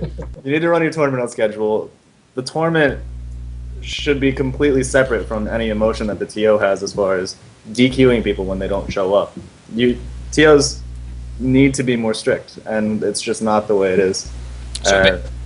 Basically you're saying that they beforehand sort of should have an idea of how the tournament runs and then just sort of run that script according to like what they already said they would do, as opposed to getting upset with something and making an emotional decision. Absolutely. And at the same time, it's avoiding that responsibility of, oh, this person that I know has come up to me and said, whatever, I want to go get food. I don't make a special exception for them. It goes by the tournament. I'm just acting it out. So maybe this contributed to what happened. Like, in a sort of general way, the expectation when you go to a Smash tournament nowadays is not that things are going to be strict. We have rules. Like, we've had Mages DQ since I started 2007, and I've never, ever seen anybody get disqualified or lose game one of a set, even though that's often in the rules. You know what actually I like to do instead of the Mages DQ rule is, if you're late, that's fine, but you have to pay more money to stay in the bracket. Wow, harsh. It's a good rule. All right, I think we're getting a little sidetracked here, so let's get back to our... Right, yeah. Well, but do we agree with that, and is that like a problem? The fact that it seems to me that we do have rules listed out, but there is no expectation for TOs to actually follow that. Sometimes they do and sometimes they don't, but like it's kind of a surprise when they do. Yeah, and I mean, that's true, especially with the splitting thing, because, I mean, we kind of know that you're not supposed to, at least not above locals. I mean, locals, anybody can do what they want. The community is whoever showed up that day, so it doesn't matter. But these players, we know splitting has happened in the past, and it's ostensibly not what you're supposed to do, but we know it's happened, and we know that the TOs haven't enforced it, and so that's like another part of why this backlash is just I think way overdone, is because it's not in the context of the rest of what's happened with the splitting. So yeah. So, but is that, a question that I have for everybody, is that a contributing factor? Can we say that, we have certain, I don't know how to say this diplomatically, but I'm going to try. So, even if I'm saying it the wrong way, can we say that we have like these 3 top players at a fairly large tournament who, for one reason or another, at the time that they sat down to play, were not motivated to win for like pride or for love of the game or anything like that? Like, is that a problem that we need to address? Is that anything that we could really talk about? I really don't think it's a problem. This is an aberration. As we said earlier on, a lot of people in this situation, split would not be in their vocabulary. It's not about the money, it's about proving that you're the best on this day. So it's definitely not an epidemic of any sort. It's just unfortunate that it happened when it happened in this case. Yeah, I definitely agree with the idea that it's not an epidemic. This is definitely an outlier. This is not the norm. But is anybody else any thoughts on the idea that we could even discuss in an intelligent way that there's a problem with being motivated to play for the love of the game? I think if you allow people to keep their motivation, then none of this happens. And I think one thing is, we can just say, don't, if you're gonna split, agree before the tournament starts. So you keep whatever competitive spirit you have consistent throughout the day. If you're gonna split, I don't want to hear about it. I would prefer even just not to know. Don't ever ask somebody to split as you're walking up to the station. That is something that we can't have, just regardless. But we can't stop people from doing it. We can only, it's more of a proactive thing. Like we give people reasons to maintain their competitive spirit, and we just have to kind of roll with what happens. And that's the attitude we should try to take, I think, is we facilitate, competition. We don't try to restrict or, invade people's lives to make sure they're not doing something we don't want to do. And the only other alternative, this was kind of brought up in the thread that's discussing all of this, is that there are rewards that we could be offering that aren't just monetary. Mm-hmm. But, I mean, that's putting a lot of expectation on TOs to go out and get things like trophies or whatever that nonsense is, and it's just... All right, well, let's see if we can actually move on to that. So I think that we have a fairly good list right now. So we're talking about what contributed to this. We're talking about inconsistent rules, unclear rules, players accepting responsibility, the board game rules idea, and some things about the relationship between players, TOs, and other interested parties, and 2 other. I'm just not going to read them.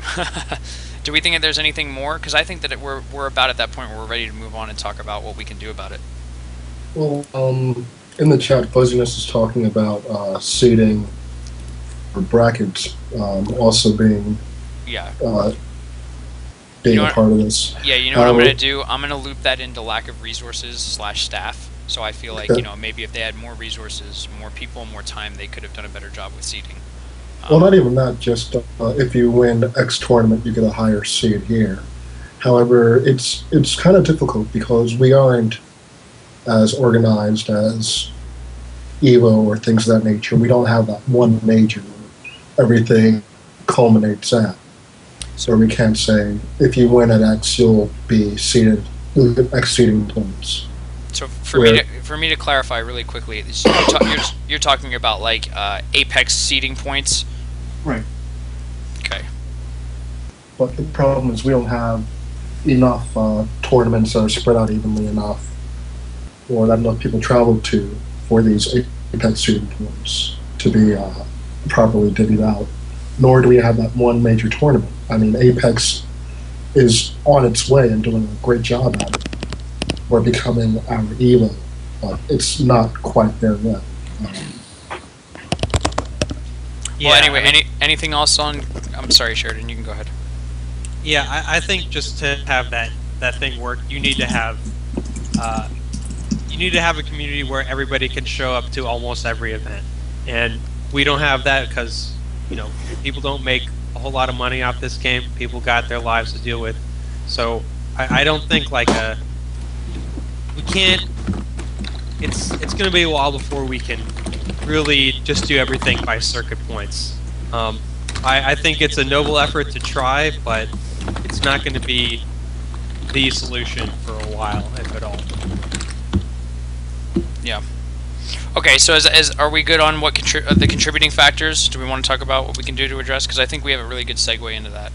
Yeah, Yeah. I think. Yeah. Yeah, so I think that that the most interesting option for me that has come up in our discussion, we have a few sort of quick solutions where it's like, someone replayed the set and that was, or replayed a game and that was bad. Let's just do the board game rule. Okay, so that's not very complicated. But what is more complicated is a key phrase that Sheridan said, which is facilitating competition, or the idea of enabling people to be more motivated. I think that's what we were sort of driving at with circuit points. Ideally circuit points would work in such a way that you really want to win because you get some reward outside of money. So there is a distinct tangible difference between first and second, even if you're splitting the pot. So are there other, is it worth exploring other ways to enable people to really want to win? So Cactuar mentioned trophies, and yeah, I agree that maybe that is above and beyond for TOs, but are there other ways that are free or, easy to implement that we're interested in? I didn't think about that aspect of circuit points, because that is a good point. That it's what you take home is going to mean more if you have circuit points. It's not just about the money; it's for your seeding at future tournaments, and that's not a bad idea. So can I actually ask a different question? Is related to this. It's a little bit off topic, but not super off topic, and I think it's interesting enough. Do any top players really care about having a high seed in pools? And maybe wouldn't it be super cool to get seeded into a bracket? Might it be more interesting to watch pools without top players? It's just something that I have been thinking about. Well, that would be that would be where the seeding points would go to in that situation, where you're not going. If you get top, let's say 8 in terms of seeding points throughout all the tournaments that culminate in that big major, you'll end up or automatically seeded into the bracket. Whereas everyone else is left fighting for those spots. So this is actually what MLG did in 2006. Is you had people who were guaranteed in the bracket, and then you had people in pools who were fighting for a certain amount of spots left over in the bracket, and that's a pretty cool idea, and it could be a way to give the top players a break and to actually reduce tournament time a little bit. But I think we would have to ask. I think it's more up to the top players to see if that's something that they would want. The problem in the long term with that, though, is also that MLG had a final where it was invitation only, and only the people with the top 8 in points got to attend it. And I think there was also a bonus reward for being like the number 1 and number 2 at the end of that. And we do not have something like that. As it is currently, when we have points leading to Apex, for somebody to get a lower seed as punishment, which is being suggested for ROM, like remove seeding points from these players, all that's doing is punishing their opponent, whoever that may be at the tournament. It's not really affecting them. Yeah, I mean, we can't punish them. There's there's no way we can punish the people at ROM for what they did. It's not going to be productive at all. So I happen to agree with that. Does anybody have a different sort of idea? Does anybody think that we can or should? All right. Not really. I mean, there was nothing in the rules Were there any? at the point saying that we should that this was illegal or can't be done. So, Were there any serious points on chat, or I mean, in the thread that were suggesting that we should punish people? Chat can help me out with this, because I don't think that I completely agree that it's it's not really possible at this point, and we just really need to learn from it and move forward.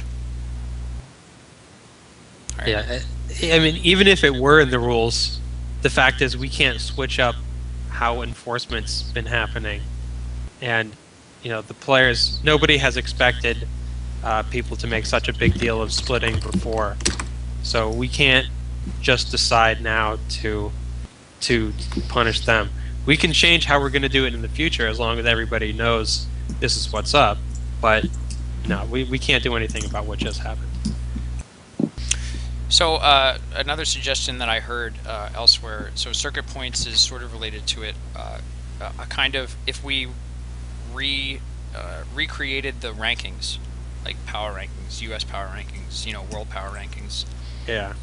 That's a very, very tangible result of either winning or losing. Do we think that that's something that we should do, that we're capable of doing, that would enable people to want to win, seeing your name higher on the list? I mean, we have the ELO system set up, but it's not accurate on a national scale, just because some regions are obviously much more active than other regions. You just have more inputs that allow you to judge one region greater than another. Right. So on a national scale, I mean, we could put together panels that, based on strictly tournament results of the last year, we determine at the end of the year who was the greatest winner, or whatever nonsense you want to call it. And it's not a bad idea, honestly,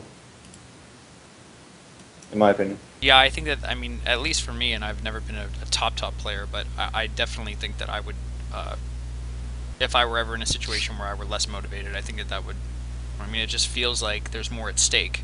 I mean, even for someone like Music King, for a long time his motivation was to be considered the best. I mean, seeing himself be officially ranked below some of these other players might give him that motivation aside from just the monetary, so... What do you guys think, Sheridan, Prague? Well, I wanted to ask Prague because he said that he believes that this was just an aberration of the community at large. So I wonder whether, I mean, it seems like maybe he thinks that we might be trying to do too much by implementing these things. So I don't know. What do you think, Prague? Is this too big of a reaction? well, I mean, it's a really, really hefty goal. Because, like Cactus said not that long ago, certain regions aren't as active or as deep as other regions. Plus, you have to factor in the number of tournaments, number of attendance. I mean, you throw in, for example, Mexico. How do we judge them on tournaments? From them, do we judge if it's a local in someone's house or a regional? It's hard without having a perfect circuit or affiliated tournaments and things of that nature. I think that for Pride, international seeding and power rankings would be phenomenal, but it's just so hard to implement. I'm not sure if it's even plausible. Hey, can I make a crazy, wild suggestion? Anybody interested in hearing it? Always. Oh, Not fantastic. I'm not. Man, wow, two of you. There's usually that one guy who says no, but now we've got two. I'm going to have to rethink this, the panel. Hit me with it. Let's do it. So, I was thinking about that too, and somebody, I can't shout them out because I forget who it was, Brandon, Homemade Waffles, brought up boxing and UFC and how they have a ticket. So I was wondering if anybody who's listening is interested in this idea, get in touch with me and Brandon. We were thinking about maybe having, so what Prague was saying is there's certain people where we can't necessarily place them in power rankings because their variance is really big. They might be this good, but they might, they might not be. We don't have a lot of confidence where they are.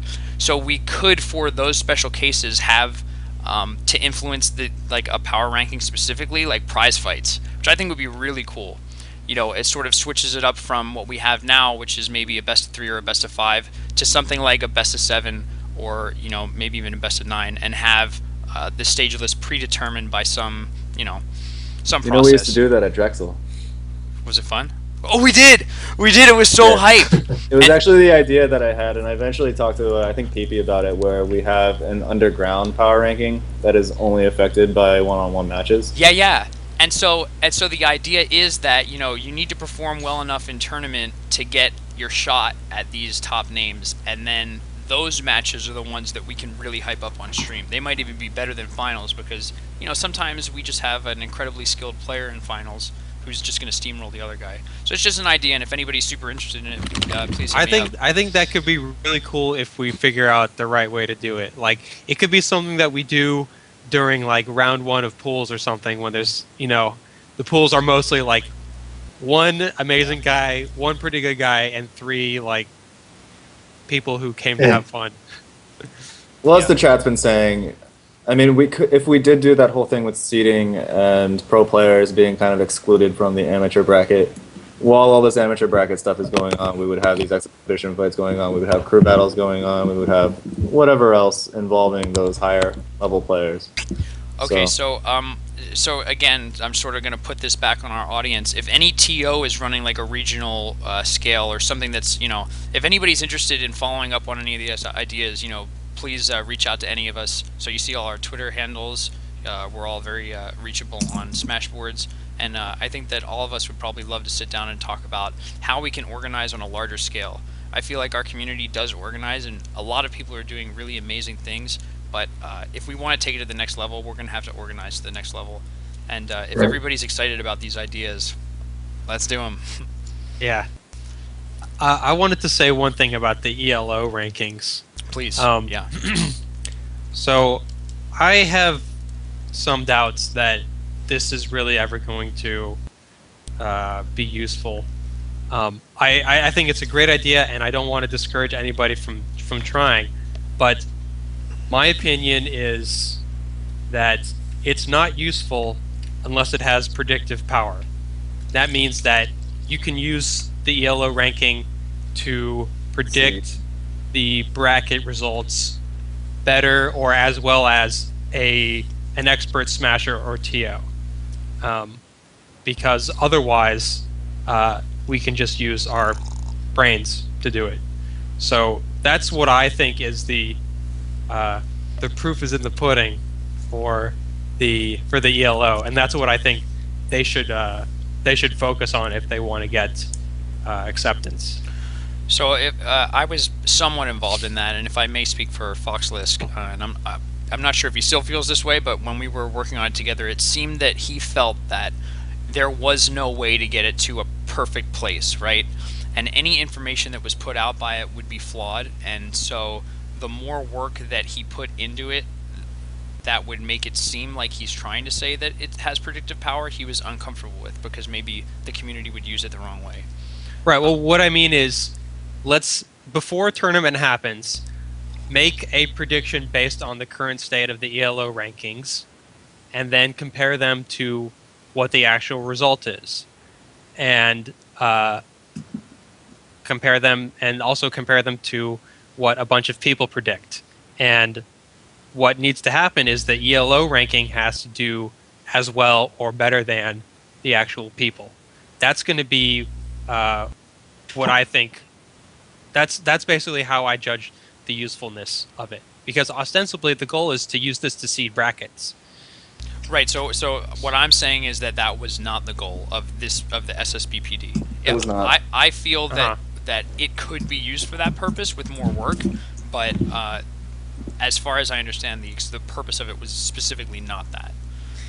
Okay. So and that it's perfectly fine to do that just for funsies, just for fun, for interest, just to see what happens.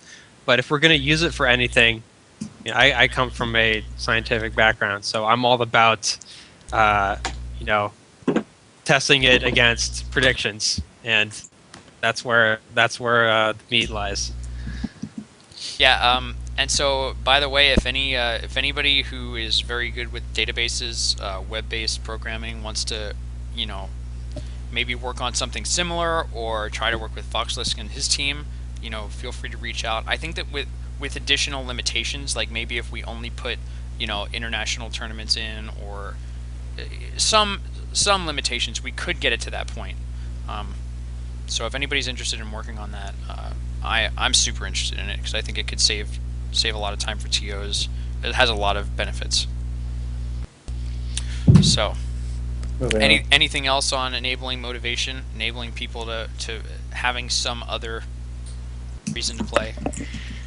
I just think you really need to address it if it's going to come up. If you can see the shadows of it coming up, the TO and his team has to be proactive about it, and they have to address it at a personal level. They can't refer the people to rules that say you can't do this. So that's what I think the most important thing is for like specific situations that come up. Is that's what the mindset of the TO needs to be. So that might even be like another role in the staff, like somebody who can hype somebody up. Just like that guy. Maybe, yeah. I wouldn't. It would seem a little artificial if you had like a dedicated guy whose job was to do that. Yeah, but I think it has to come just from the staff. It could be more effective though, right? You see like Phil DeBerry walking up to you, and you know he's about to tell you, "Hey man, get excited about this game." That would get me pretty hyped. Do you know what I mean? That's exactly. Yeah. It's like you see Phil walking at you, and you just know, all right, it's time to play. Yeah, but what I mean is like we can't put Phil on the staff as Phil, designated hype guy, in case you're feeling down on yourself. I don't know, It's man. just Maybe we should ask Phil. All right. Anyway. Okay, we talked about something else that I'm super interested in is talking about TOs and their rules and whether they actually follow their rules or not. Whether they even, I mean, I'll tell the truth. For Smashpocalypse, we really didn't have very many problems. But that said, I copy and pasted the rules from a WAS tournament, and I have no idea what they said. So if I was expected to know those rules and execute them, you know, like a computer program would, or without emotion or whatever, I did not do that, and I think that the majority of TOs don't. So, you know, what do people think about this, and is there anything that we can do about it? well, don't do that. Look at your rule set. But you're the TO. The TO's, if you want to lead by example, that's the place to start. Well, it's not about me anymore. I mean, I know. I should have said one instead of you. Yeah, that's fine. I don't take it personally. Yeah. I mean, this is something I said earlier, is that what distinguishes a good TO from a bad TO is not whether you can look at what happened at a good tournament and just emulate it. It's being able to deal with things that happen that are going to fuck up your tournament. It's dealing with adversity. That's what makes, because that something's going to happen eventually, and you know, if you understand your principles, then that's what separates a good TO from a bad one. Is, you know, being prepared for everything that can happen, everything that can go wrong. So, do we think that we should have more explicit rules, or, you know, should we like revisit the way that TOs write rules? Can we come up with some kind of way where we do enforce things like timeliness, we enforce things like splitting, in such a way that, you know, it's not, like Sheridan said, sort of invading their personal, you know, privacy. Really, I mean, you can't tell them what to do. I think we should just revise the rule set, and we should also have a code of conduct, and we should write a guide for TOs. I mean, a guide for TOs. Yeah. Well, I've discussed that in the MBR before, I believe, writing or having TOs get together and kind of communicate what best practices are But Yeah. again, lots of projects back there are kind of on the Yep. wire. Yep. Yeah. So, by the way, let me use this as an opportunity to sort of, what's the word, hype, shout out this platform, the podcast platform. So, I mean, I even tried to do the TO handbook. I don't know if anybody remembers that. It was featured on Smashboards for a while. Yeah. And we did get somewhere, but ultimately, I'm not sure that everybody saw it to the point where we got the people who were decision makers or the people who really want to be leaders in the community to really collaborate on it. So I hope that this platform, us all talking, hanging out in the stream, posting it on YouTube, and really talking in person, I hope through this we can really support each other. So when there's initiatives that we all believe in, or that even 10 of us really believe in, we can reach out to each other and actually do it. I think we need to find a place. I'm actually working with the team over at the Smash Wiki to have like a wiki with all the initiatives that we want to like start with, and people can sign up or whatever. I don't know. There's tons of ideas, but ultimately, if we want to organize and we want to get to the next level, we all need to, I think, pull together, work together, and figure out a way to really make progress.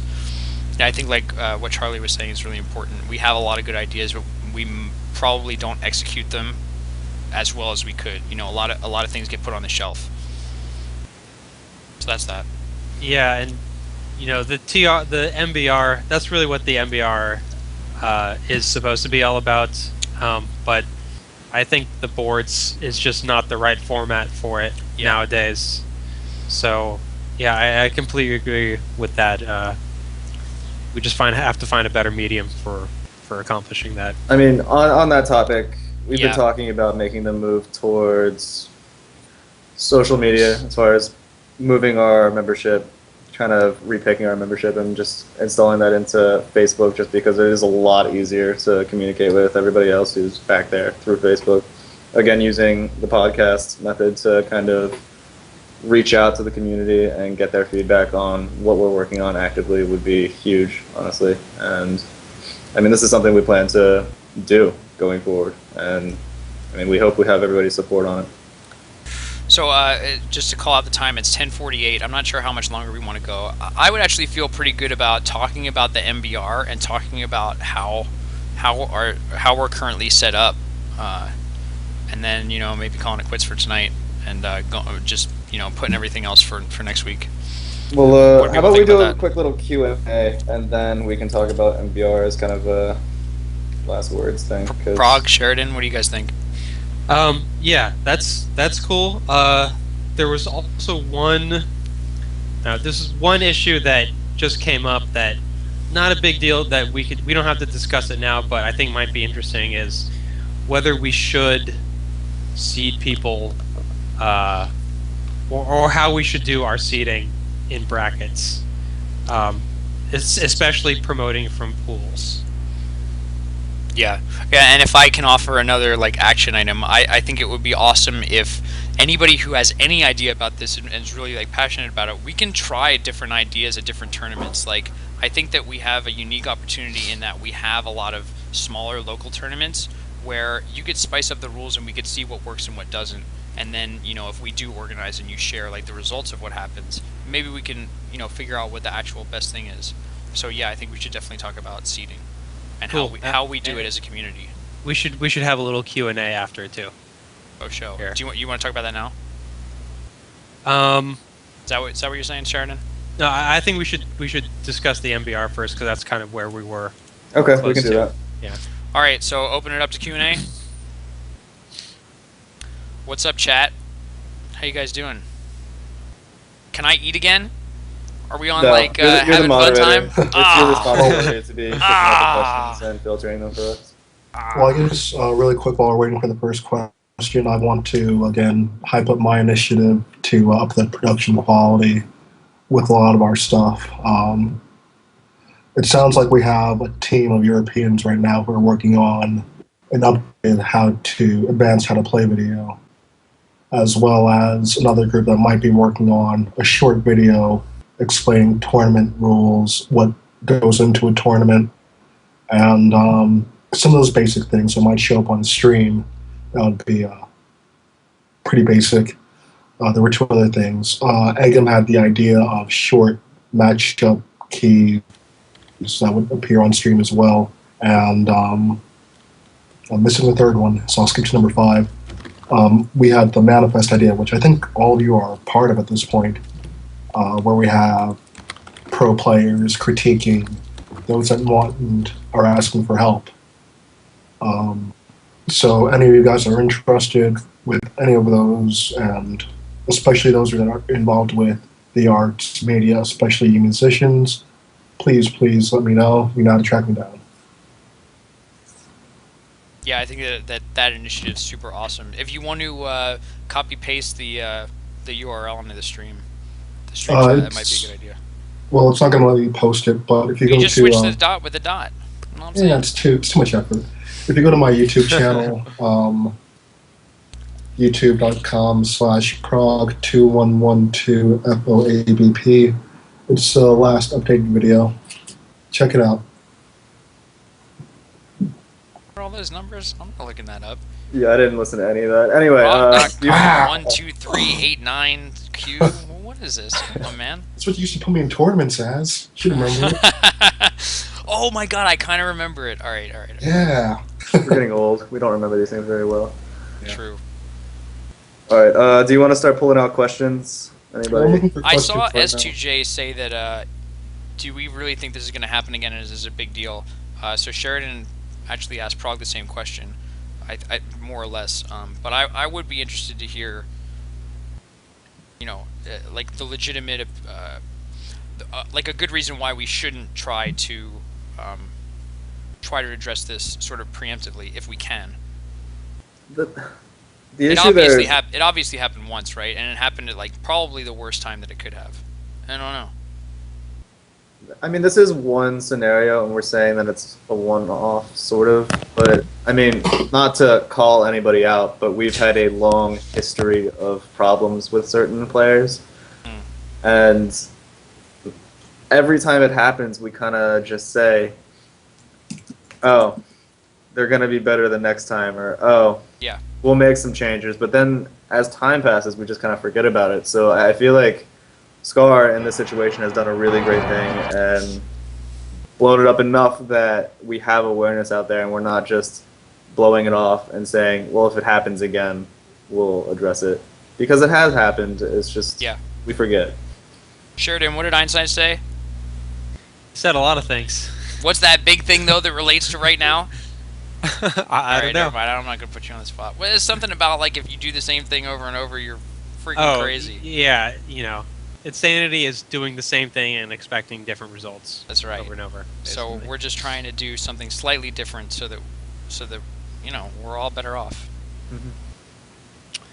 Yeah, indeed.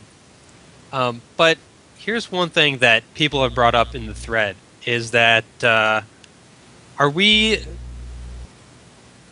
using a double standard now, judging KK, M2K, and Unknown for what they've done compared to what's happened in the past? I mean, it seems like what's the major difference between this and other instances of this is we had 4K people watching on the stream. Mm-hmm. So is the question, like, is that actually a major difference? Right. Is that should we be using that to... Has anything of this scale ever happened at a regional size tournament or even a national size tournament? It's just, I mean, splitting happens all the time at locals, but I mean, to me, that makes sense, and it's not something that we necessarily need to discourage. It's just, this isn't a case of splitting, this isn't a case of sandbagging, this is a case where players did not want to play the game anymore because of the events that occurred. So I feel like it's really unfair for all these people to blow up Kirby Kaze, Unknown, even M2K, and try and criticize them for having these substandard matches when there's a lot more that goes into it than that. Yeah, and that's kind of the thing I said earlier about they didn't ask for 4,000 people to be watching them. What I meant by that is they didn't come to this tournament with the expectation, with the knowledge that this was going to be something where they were putting the community on display for everybody, and they didn't ask, and that's what it was. Is we had a tournament where we had a lot of people watching. It was for everybody to see, and they didn't ask if they wanted to be a part of that. It was just expected of them right when they got there, and they're being blown up because they didn't adhere to that.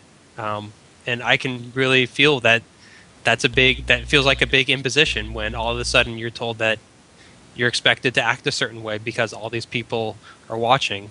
And it's one thing if this was made really clear to everybody before the tournament, is that be on your best because everybody's watching.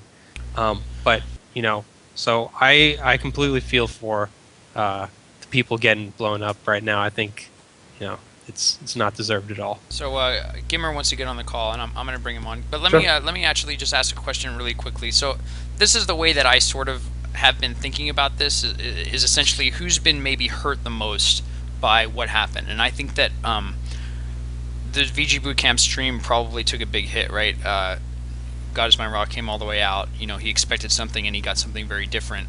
So he took a personal hit, and the product that he put out wasn't what he expected. Also, future TOs who I guess are supposed to be reaping the benefits of the growth of our community, they're also hurt.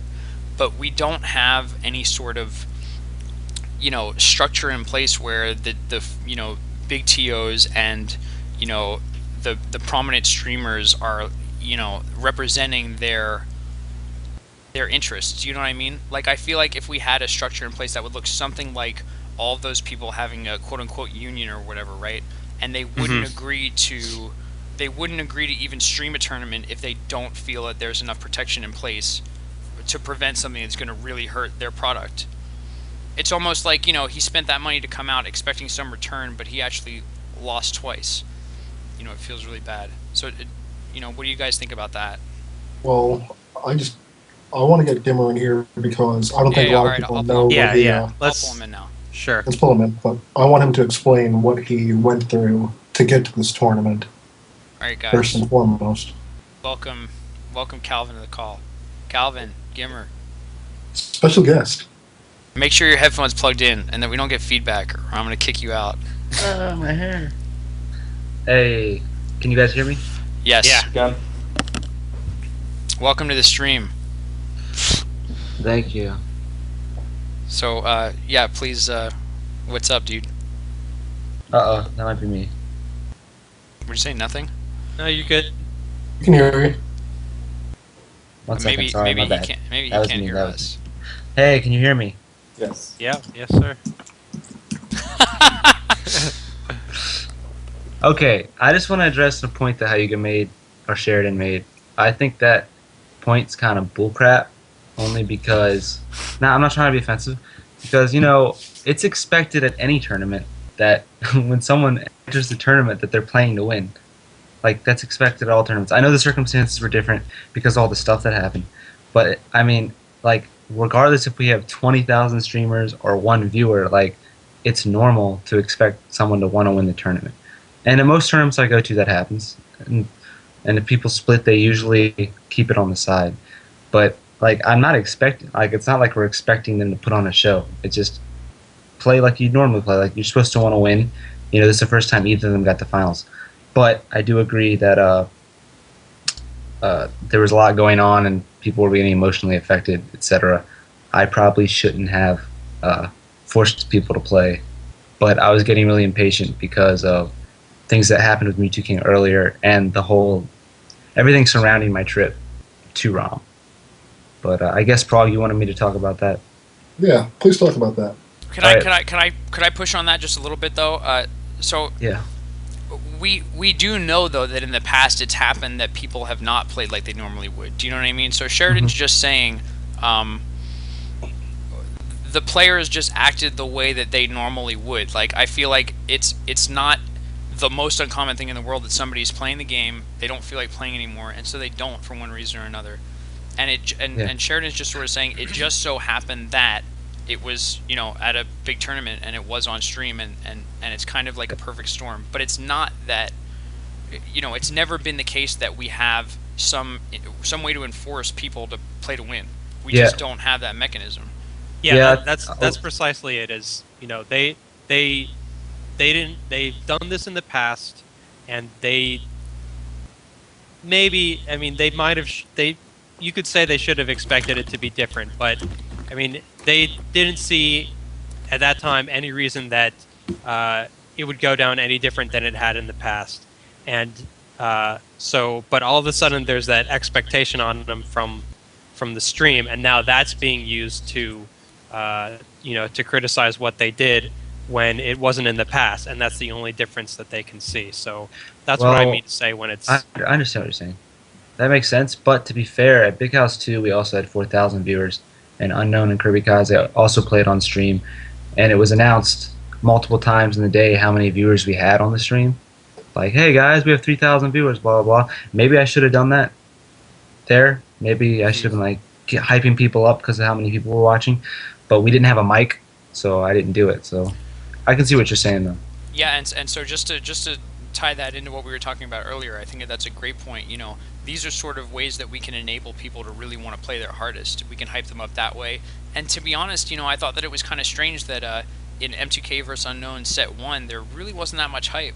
My voice is hoarse because I was screaming, "Go M2K," because I'm the biggest M2K fanboy in the world, even on FD Game 5. But, point being, it didn't, it kind of felt like, deflated. And I think that any way that we can really pump things up are going to be good. So anyway, Prague had something that he wanted to ask Gimmer to talk about, so go ahead. Yeah, I don't think a lot of people understand like what Gimmer sacrificed to get to this event, and how little sleep he got, or how short he was at his house. I wanted to talk about that. All right, it's fine. Oh, by the way, shout outs to Bio because he made it happen too. We got to give him shout outs. He was there. Yeah. He's a part of BG Bootcamp. 50% from each of us going into this tournament. But basically, I went to Cali for Kings of Cali. I stayed late. I stayed later. So I stayed till Thursday. I got home. My flight kept getting delayed. I was on a buddy pass, so like they kept pushing me and pushing me. I almost didn't get home on time. So I got home at like 1 a.m. I went to eat with friends, so I stayed out till like 3. Got home, went to sleep. Woke up at noon. Started working on ROM 5 graphics. This is Friday. So 7 p.m. Bio came, picked me up, put the equipment in the car. We drove to Prague's. We got there at midnight. I wasn't done the graphics yet, so I stayed up to like 1 or 2 making the graphics. Wake up at 8. Get Prague in the car. Drive an hour to the tournament. We get there. The tournament's not really set up yet, and our area's not ready. So me and Bio go and eat. We come back, set up the stream. Internet isn't working. Luckily, somehow my Sprint phone had 4G LTE, which never happens. So we set up the stream. So yeah, I was running on fumes the whole weekend. And didn't I've you take seen off for work as well? I had to take off Friday and Monday, so yeah. And I did, and we did the event for free to help Ellicard out. We knew that he didn't really, because of Sandy and stuff. We wasn't sure if he was going to make anything, etc. At the end, he gave us $20 for gas money, which we thanked him for. So yeah, so I lost like $300 total doing this. And no, the ad money did not pay back, but we did get a lot of donations. We got 300 there, and then someone Ripple contacted me, and he donated an extra 150. So we made a total of $450 in donations that weekend, which we're going to put towards a mixer and a docking station for the laptop. So that was definitely a positive. Also, like we said before, all of ROM was not negative. Like, it was a really good tournament. It was a really fun tournament. The stream was hyped. There was a lot of hype things happening. We got a lot of viewers. Like the first day, we only had 500 viewers. So us going viral, and when we say viral, we say getting up to like 4,000 viewers, was looking really grim. It turns out like somehow we didn't get on the front page queue on Twitch. I kept emailing them over and over and over again, and eventually they got it. They were like, put us in, and then we got viral. So that was pretty hype. So yeah, and I have nothing against Unknown, Kirby Kaze, or Mewtwo King. It's nothing personal. So can I ask you what your thoughts are on what we were talking about a little bit earlier, is sort of like measures to protect yourself from anything that you don't want to put on your stream? Like, do you think that's something that you should you should work on, or the streaming community should work on, or the TO should, you know what I mean? measures to protect the Like stream. basically, if your expectation is that everybody's going to play hard, like you ask the TO or you have some kind of interaction yeah. with the tournament itself to make sure that that's going to happen, that you're going to be, providing a service to them and that you're going to get what you need in return. Yeah, I think it's just a culture that needs to grow. Like, I think after ROM 5, I think basically everyone knows now that they shouldn't be doing that. So I think that's a good step. Maybe the TO could say something in the thread. If they have a mic, it's a lot easier. Like if we have starting to build up a lot of viewers, because I'm sure people get hyped when they know a lot of people are watching. They want to play good when they know. Maybe it was my mistake not bringing that up to the players, because I know if I knew 4,000 people watching and I was in winners finals, I would want to look really good, personally. Yeah, and I forgot to.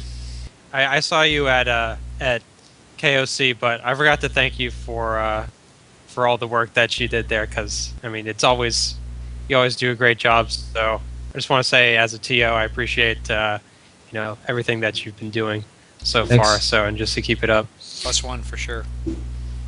All of each boot camp, not just me. I want to put that out there. Yeah. Like, That's what we you- mean. Second person plural. You. Bio, my brother Apostle, actually, and Koku. I don't know if you guys knew who he is. Oh yeah. Yeah. Eyesight. He's going to Yeah. start running West Coast streams on our channel to get West Coast more, viewers and stuff, because we have so many followers. Should definitely help out. Yeah. That's Brawl and Melee. I know we've been doing a lot of Melee lately, but I just want to put that out there. It's the best game. I agree. Oh man, we gotta get at least one of those on every podcast. Yep. All right, so what's up? What do we want to do? Want to keep going? I could keep talking. I'm feeling pretty good. I can talk It's all up to you night. guys. I'm good. All right, so Gimmer, am I kicking you off or what? Yeah, you can kick me off. All right, man. You feel like you said what Thanks, you had to dude. say? Yeah, I said my part. All right. Thank you. How do I do this? There it is. Bye-bye. Farewell. All right. So, So maybe the bracket seating topic that I brought up, or anything else if you guys want to get to first. yeah, there was brackets. We got two big things that we wanted to talk about, and let's try to keep them,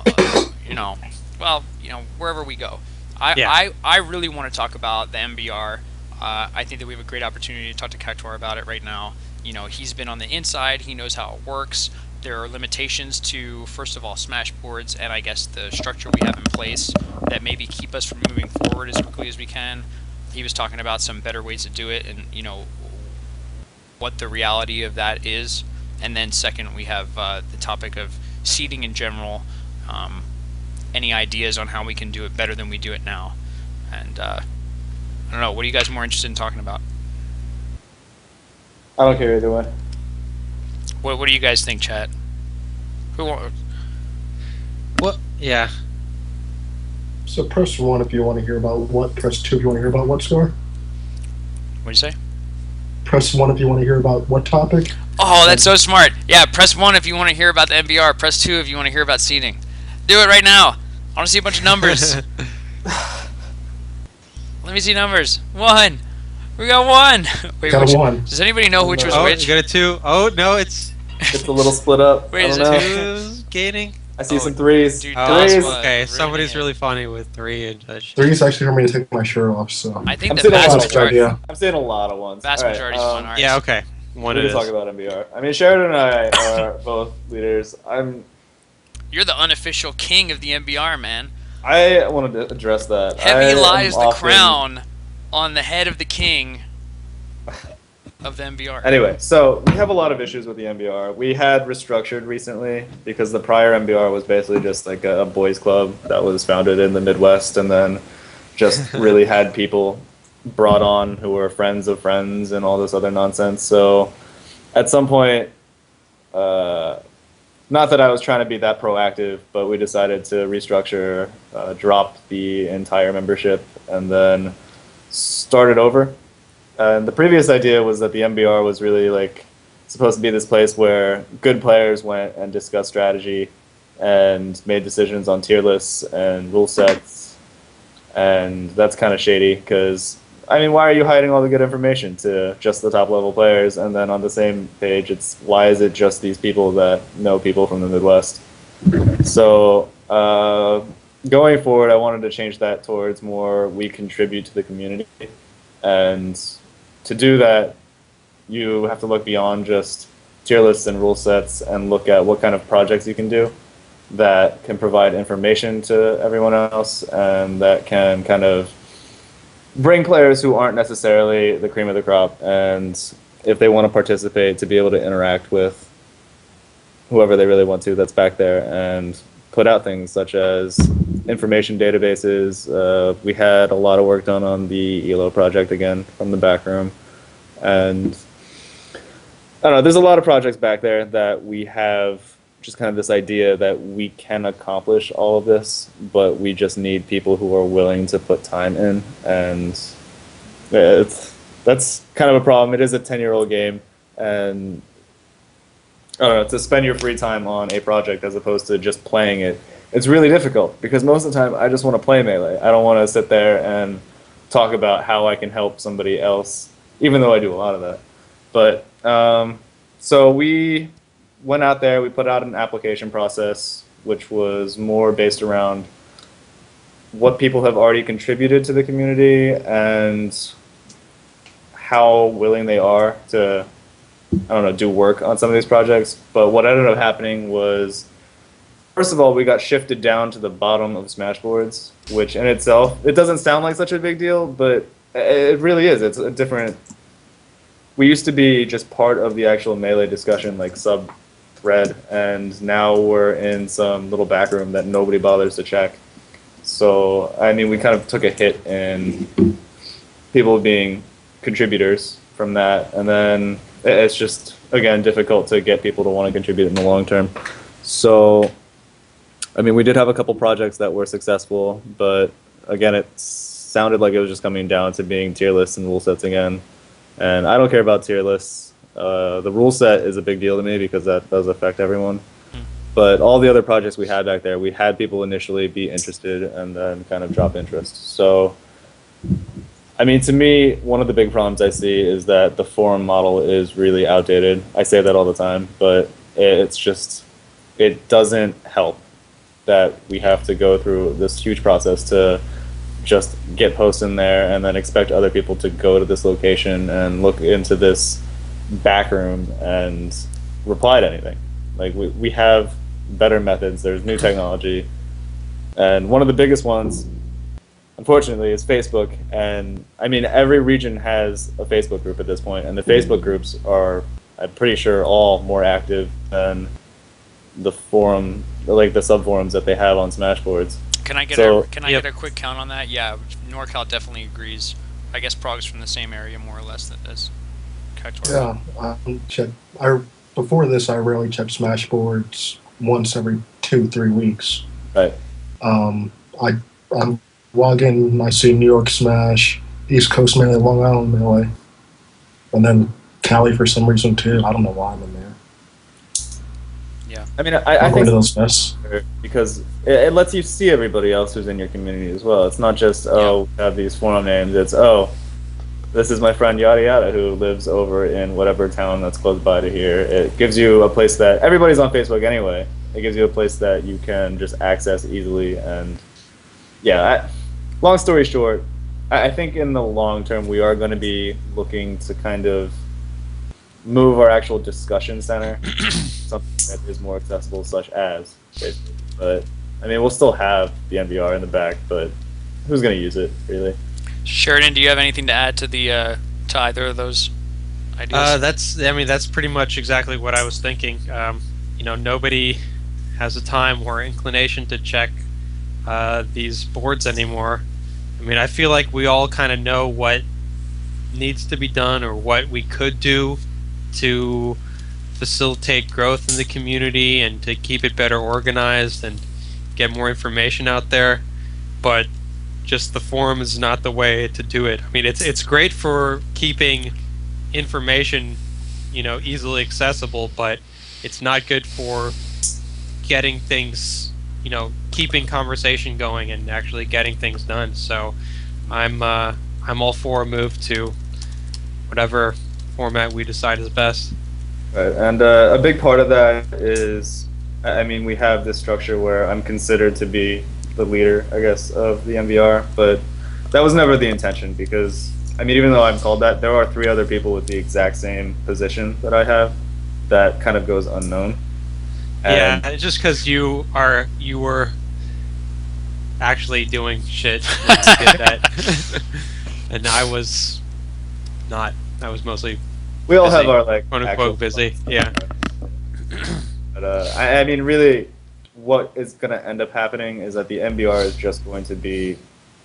It sounds really elitist, but I mean, I guess that's what it is. We're just going to invite all of the high level, top level players into it, and we're trying to make the process a lot more democratic as far as what goes on in the Smash community, so that if there is a change that we want to make, that change is discussed very thoroughly. It's not just, oh, some people voted on it in the back. It's, oh, if I want to see what's going on, I could just go to this group or go wherever and, I mean, give my input. But Yeah. Yeah, I mean, the only reason we had it private was, I mean, there's just some people that don't contribute that don't contribute to discussions yeah, meaningfully, and needed a way to keep it in line. It's a good way to put it. I guess we could leave that there. Yeah, I think that the biggest points that sort of hit me was first Sheridan said we all have a sense of what needs to be done or what we could do to make the community better, and I think that's something that's really important to recognize. So and maybe just the tools that we have or the tools that we're using aren't the best to get things done. So we should definitely keep thinking about that. And yeah, I'm excited to see something different. The other thing that was really interesting to me was sort of how MBR sometimes implements things, and there's no sort of democratic way or really any way to give feedback and sort of veto. There are certain things that maybe I would have, personally said, whoa, whoa, whoa, I want to talk about this so that I can at least understand what the idea was behind it. So I'm very excited to hear more about that. Yeah, word. We want to talk about seating? I'm pretty happy about that idea. Yeah, the question is, when are we actually going to be able to do this? Yeah. And the answer is, I don't know. I'm definitely not going to be able to engage in a major project before the new year. I can tell you that much. And it's like 1 month. Yeah. Maybe into January too. So we'll see. Cactus, do you have any inside information about seating? About when we might possibly see an MBR move? Oh, I wasn't paying attention at all. Okay. Yeah. You do have inside information. It's whenever I stop being lazy. Yeah. Do you want any help on that? Anybody who wants to help with that, let Cactor know. It's completely my fault. I swear to God. I take all responsibility. No, only because it's expected of you. It should really be expected of all of us. Yeah. Yeah. I'll be your fearless leader for a little while anyway. You're the best. Yeah, so they say.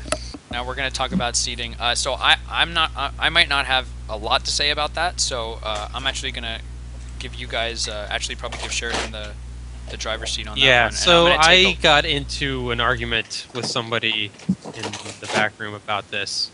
Not really argument, but debate. So the way that I generally do seating at my tournaments is,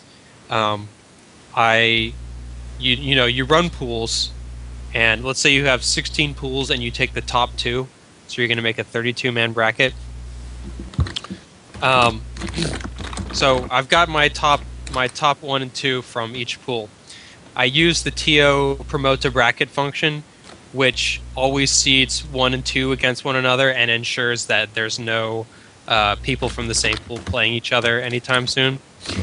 And some people think that you should just leave it at that because otherwise you're introducing bias into the bracket. My opinion is that so what I usually do is I make a kind of a rough 1 to 16, or not even necessarily that far, but 1 to something of people who I think are clearly the top seats in the bracket, and I move them around so that they will meet in winners finals, winners semis, winners quarters, whatever. And then I also try to make sure that there's not any regional matchup in the first round if the second round, if I can avoid it, but usually just the first round.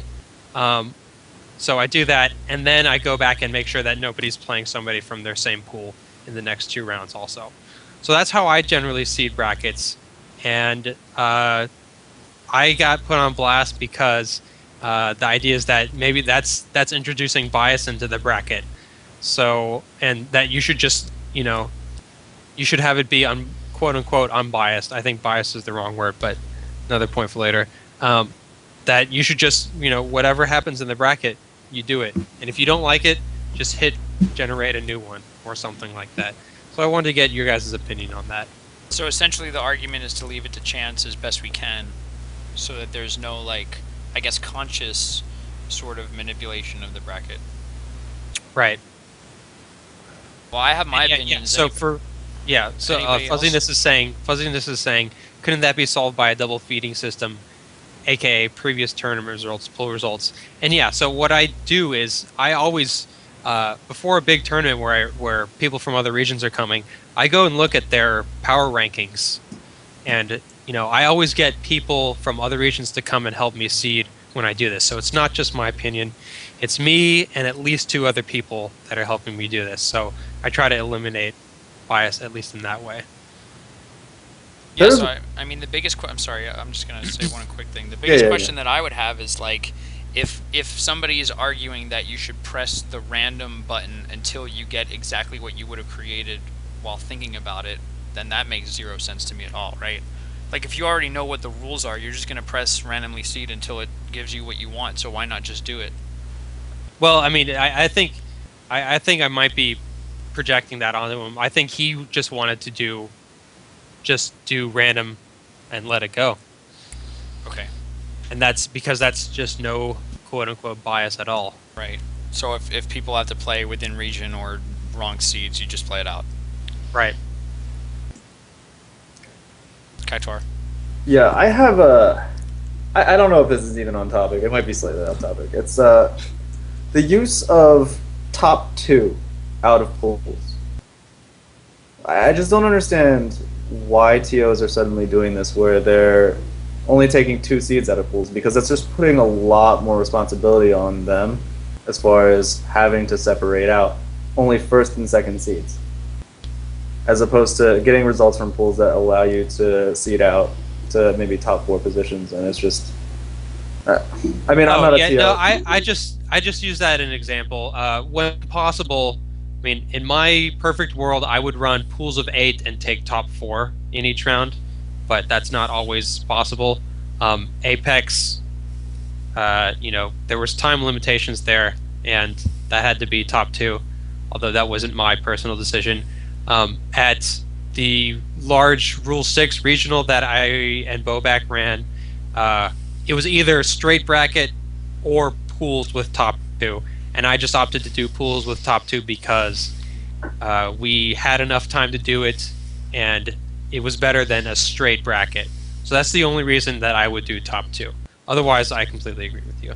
I just feel like the amount of information that you gather from having top 2 out of pools is very limited compared to the information that you get from having top 4. Because, I mean, having 1 through 4 seeds, there's a huge skill differential between pretty much every player, and being either a 1 or a 2 doesn't tell me anything. Yeah, and also, if you are the second seed, or if you are a third seed in that situation, it's possible for you to have only lost 1 set and still be eliminated because of tiebreakers, and that's kind of janky. Right. Yeah, I heard a few cases of that. It's really deflating, I think. When did we start using this term deflating? Because what is inflated? Just a word. What is inflated that is being deflated? It's like your spirits. That's exactly what I was just... So 2 makes a truism. All right, fair enough. So, anyway, the seeding aspect. So, is it biased to what I'm doing, and should I not do that? What's the argument for and against, each side? That's what I want to know. Well, I guess I have a counter question.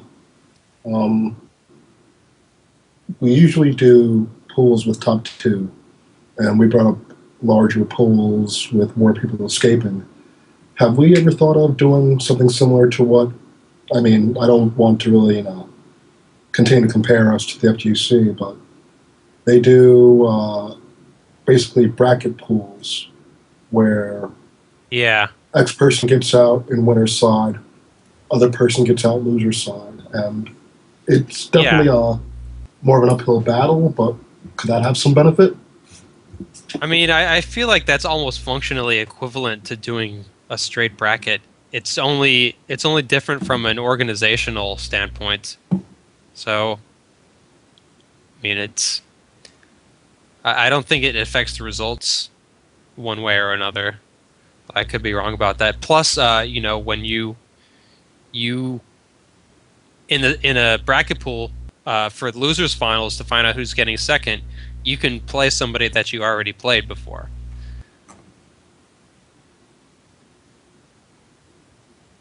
So it's just a matter of organization, convenience, and whether you have enough setups or whatnot. That's just my understanding. I have never run a tournament with bracket pools, so yeah. So Sheridan, I mean, I would just say that if you have, so what you said to me, and I wrote it down, seeding of top X, maybe the top 16 or so, based on power rankings. No regional matchups. It's based on whether you're in the same region or not. No one plays from the same pool. Okay, that's actually a fact or not. If you're seeding based on objective criteria, then your seeding is necessarily objective. I think that if somebody has a serious objection to what you're doing, I would say that based on what you told me, it's on them to come up with that objection and find out if you're meeting their standards or not. But if you're seeding based on objective criteria, then I mean I can't say that you're seeding in a biased way. I don't actually understand how that even makes sense. Yeah, and I always keep one seeds as one seeds and two seeds as two seeds. This kind of came up in response to a situation where if you have an ostensible one seed where who fucks around in pools and gets second, right? Then you have to keep him as a second seed. You can't switch him to a first seed. That robs somebody else of the first seed that they accomplished. Completely agree with that. That's readily apparent. But what I said was that when that happens, I usually try to match up that person against one of the weakest one seeds, because otherwise, you get a matchup. You're going to get something first round that's otherwise from what you normally expect. And I take it Mango has given you a lot of experience with this? Yes, absolutely. Well, and doesn't that lead into the larger point of why are we doing this? Does Mango care about playing people who he's obviously better than? Do most one seeds actually care about going through pools?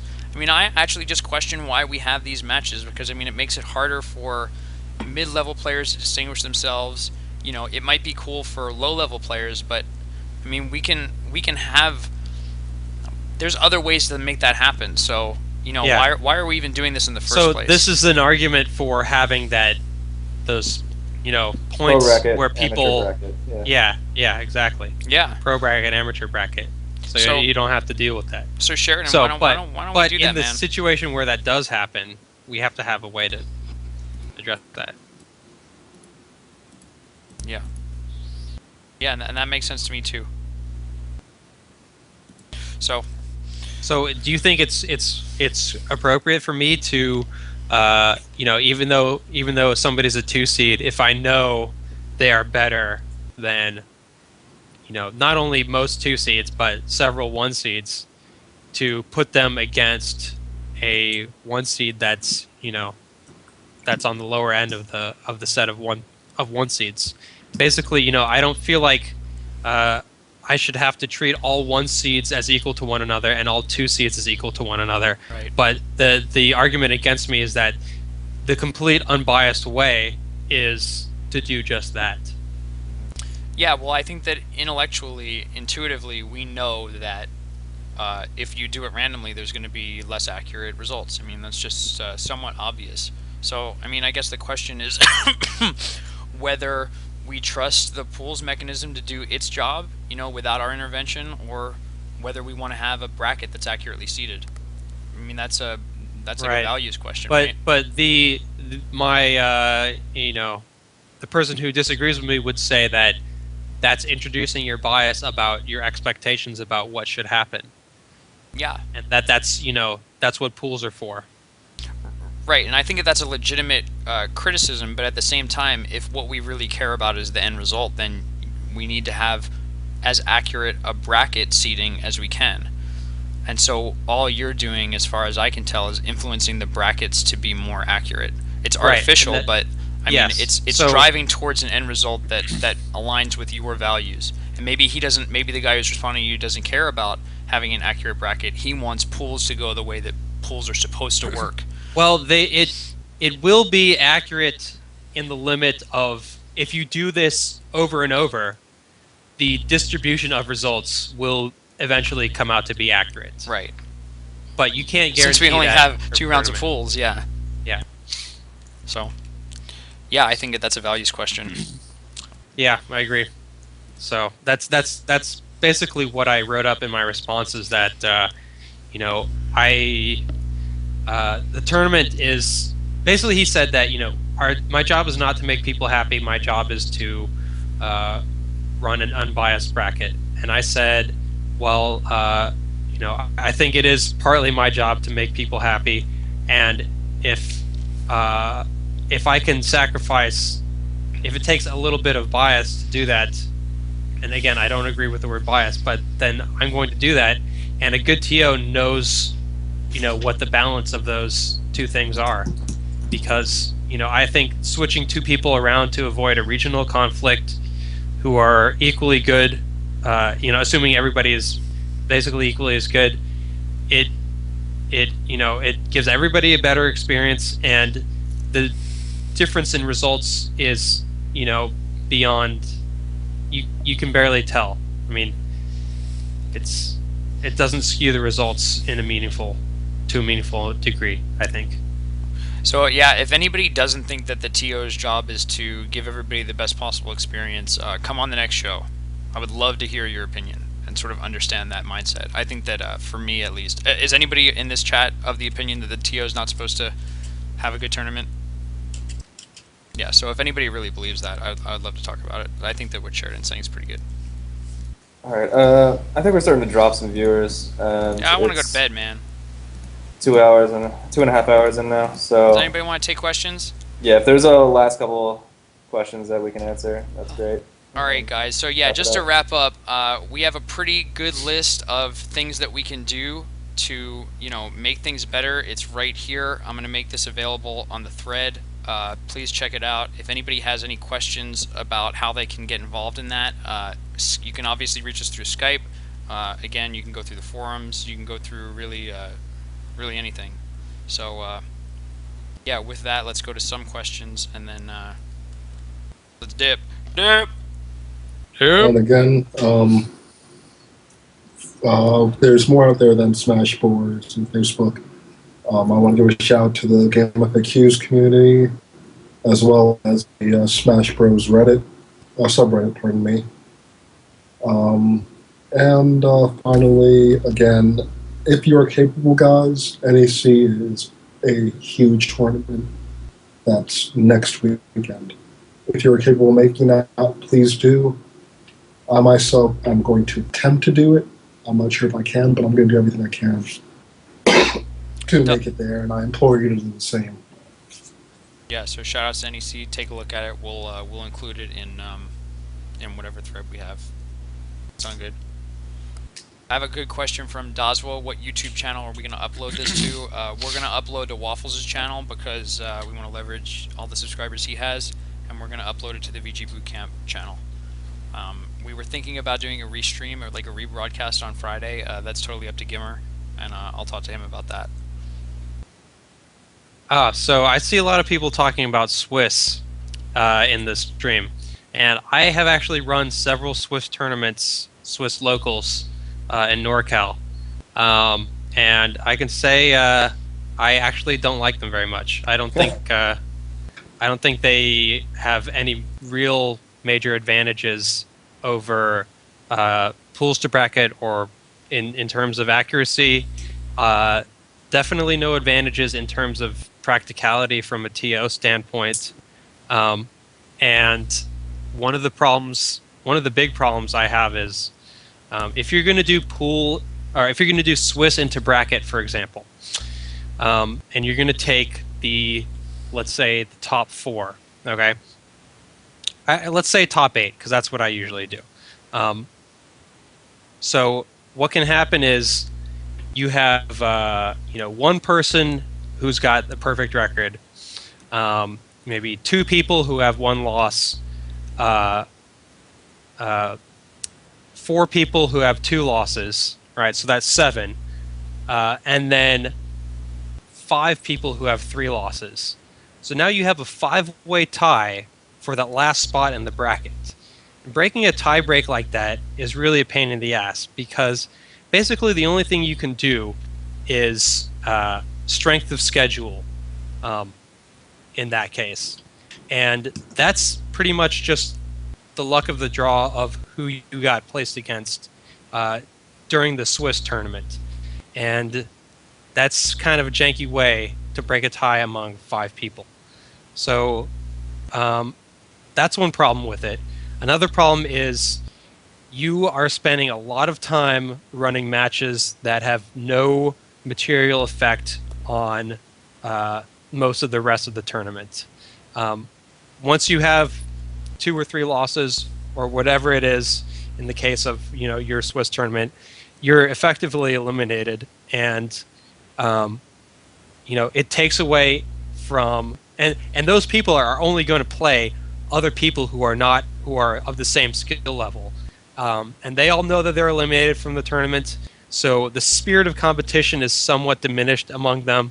It takes time from friendlies, and it's more hassle for the TO. So that's another reason why I don't run Swiss very often. There's a lot of reasons. Yeah.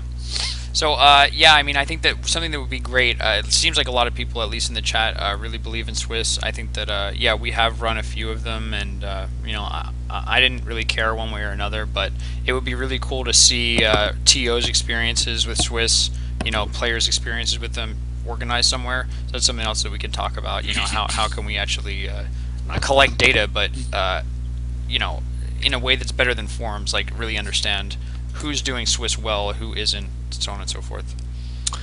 Yeah, I remember I wasn't at GS2 where they ran Swiss. I don't know. Maybe you were there, Cactuar? This was like 2005. Getting school too. No, that was before me. Okay. Yeah, I heard they ran Swiss. I didn't go to it, but I remember it happening. I don't know. There wasn't really much reaction to it. It didn't spur any debate about Swiss in the community at the time that I remember. Sounds like fun though. So I'm not in principle opposed to running Swiss. I just don't really see any advantages, any major advantages. One person mentioned that once people are mathematically eliminated, you can just have them stop playing matches. And yeah, that's true. But you can also just run a bracket, and they get the same number of matches. I mean, the goal, I guess, the idea is that these players don't get to play a whole lot of people. The lower skilled players don't get to play a whole lot of people in a tournament setting. They want to be able to play the top players from all over the different regions when they go to a tournament. And with Swiss, you kind of get locked into your skill level pretty early on. And with a pool, you get a big diversity of skill level and regions to play against. So that's one reason that I like pools better than Swiss. Hey, so does anybody mind if I ask a wrap-up question and we sort of dip? No, go for it. All right, so last question, and this is something that I've been thinking about. Can we sort of, out of the 4 of us, I know where I stand on this issue, but it's kind of my opinion that circling back to ROM 5, a lot of things happen that we wish we could, maybe some of us wish we could take back. It could have been better. I think that it seems like at this point, we've all sort of agreed that we can't really punish anybody, and we need to learn from our mistakes and sort of move forward. And I think that's a really good place to be. So I wonder if, like, what do I do as a community member when I see people still, and not that this has happened, but I'm just imagining maybe like a week from now, a week and a half from now, people are still, for lack of a better phrase, like taking a dump on some of these people involved. How do we as a community basically take, I don't want to say trolls, but people who are being unproductive and sort of, push back against that and say, hey man, if somebody's taking a dump on M2K, hey, blah, blah, blah, you ruined this tournament. What do you guys think about what we can do to sort of be like, hey man, we're going to learn from it going forward, and so like stop dumping on people in our community.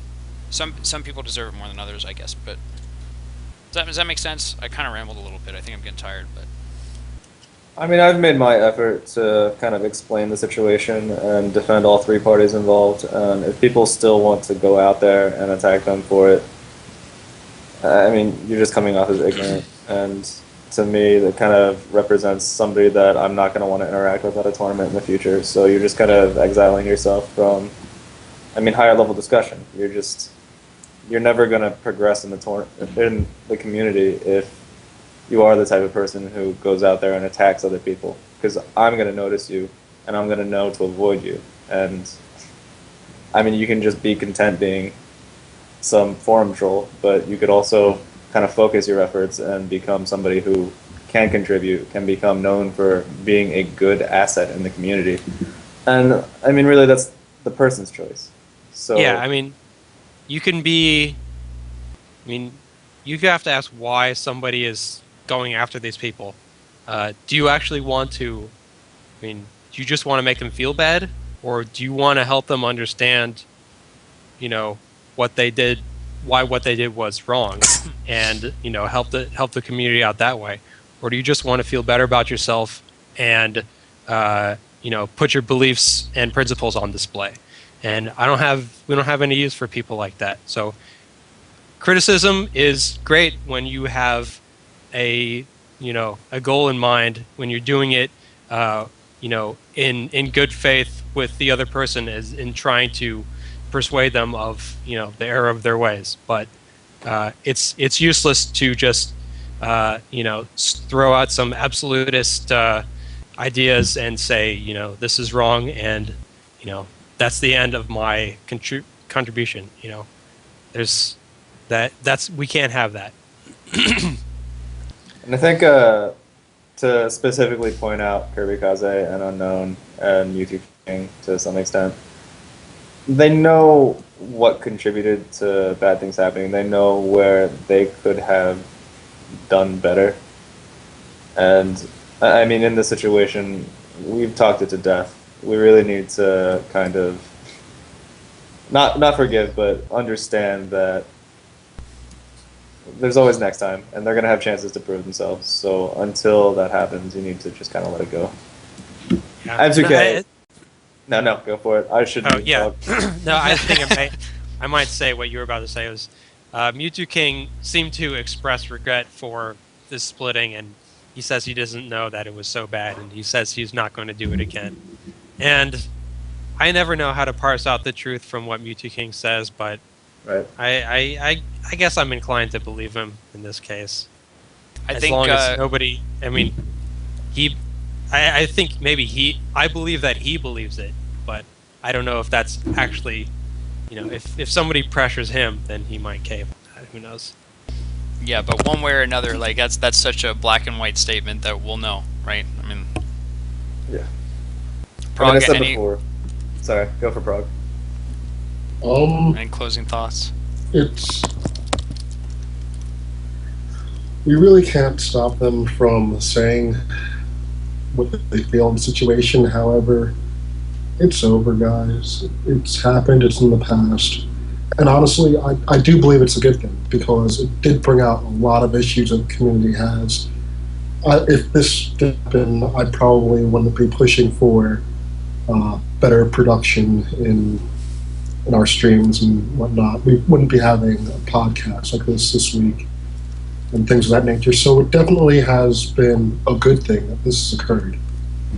It's going to help us more than just our tournament scene. It's going to strengthen us as a community, period. Yeah. All right. I think that's a great note to dip out on. Do you want to end on the intro? Let's give some shout outs. Really? Yeah. All right. Yeah, All right. Faux show. Just shout outs to VG Bootcamp. Thanks guys for hosting us. I wanted to give a shout to Chibo Senpai, who was going to host this before VG Bootcamp was available. Thanks so much. Thanks to Waffles for letting me use his channel for the video hosting. Guys, if you have any feedback on this discussion, if you think it could have been better in any way, please leave that feedback for us. And I'm going to take it very seriously. I hope that we can keep talking. Scar, And I have a question. How often are we going to do this? That's what a lot of people have been asking.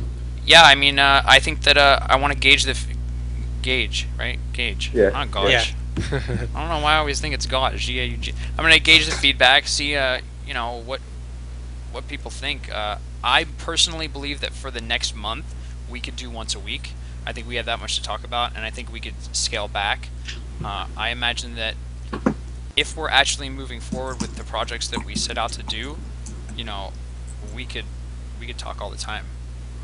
But if we're not moving, then this is obviously not helping us, get where we need to be. So then then it's less useful, and we'll have to find out something else. I mean, ultimately, I want to do something productive, whether it's a podcast or not. But yeah, at this time, yeah, I think maybe 2 weeks would be a little bit better. I think we may get a little, we may run a little thin on topics if we do it once a week for the next month. yeah, I would like to get a little bit more time to gauge the feedback. Right. So No, let's- you know what? I let's- think that's let's definitely a 2 good weeks. idea for sure. Thanks, Sheridan. Sure. Sure. Yeah, and then again, shout outs to everybody. You guys are homies. Kektor, Sheridan, get webcams for next time. I kind of prefer this. I like it. Yeah, I Yeah, like this it too, is- but this you is could good. turn it on and turn it off, right? Yeah, I guess I should get a webcam. I'll Or do you that. could just hold. Everybody wants to see me. You could so hold it's the fine. picture. I mean, yeah, you could hold Yeah. the picture up to the camera. Right. Anyway, yeah, and then obviously thanks to all our watchers. You guys are homies. Good times. Later, Thanks, guys. everybody. It was great. All right. It was a pleasure. See you out there.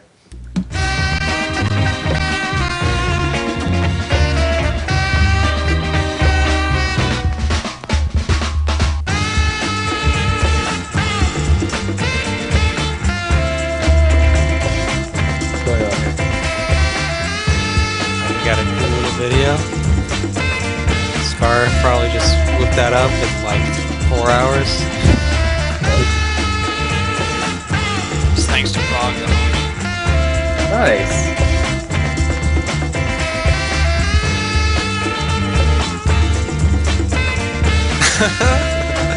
Like that you got that hockey picture.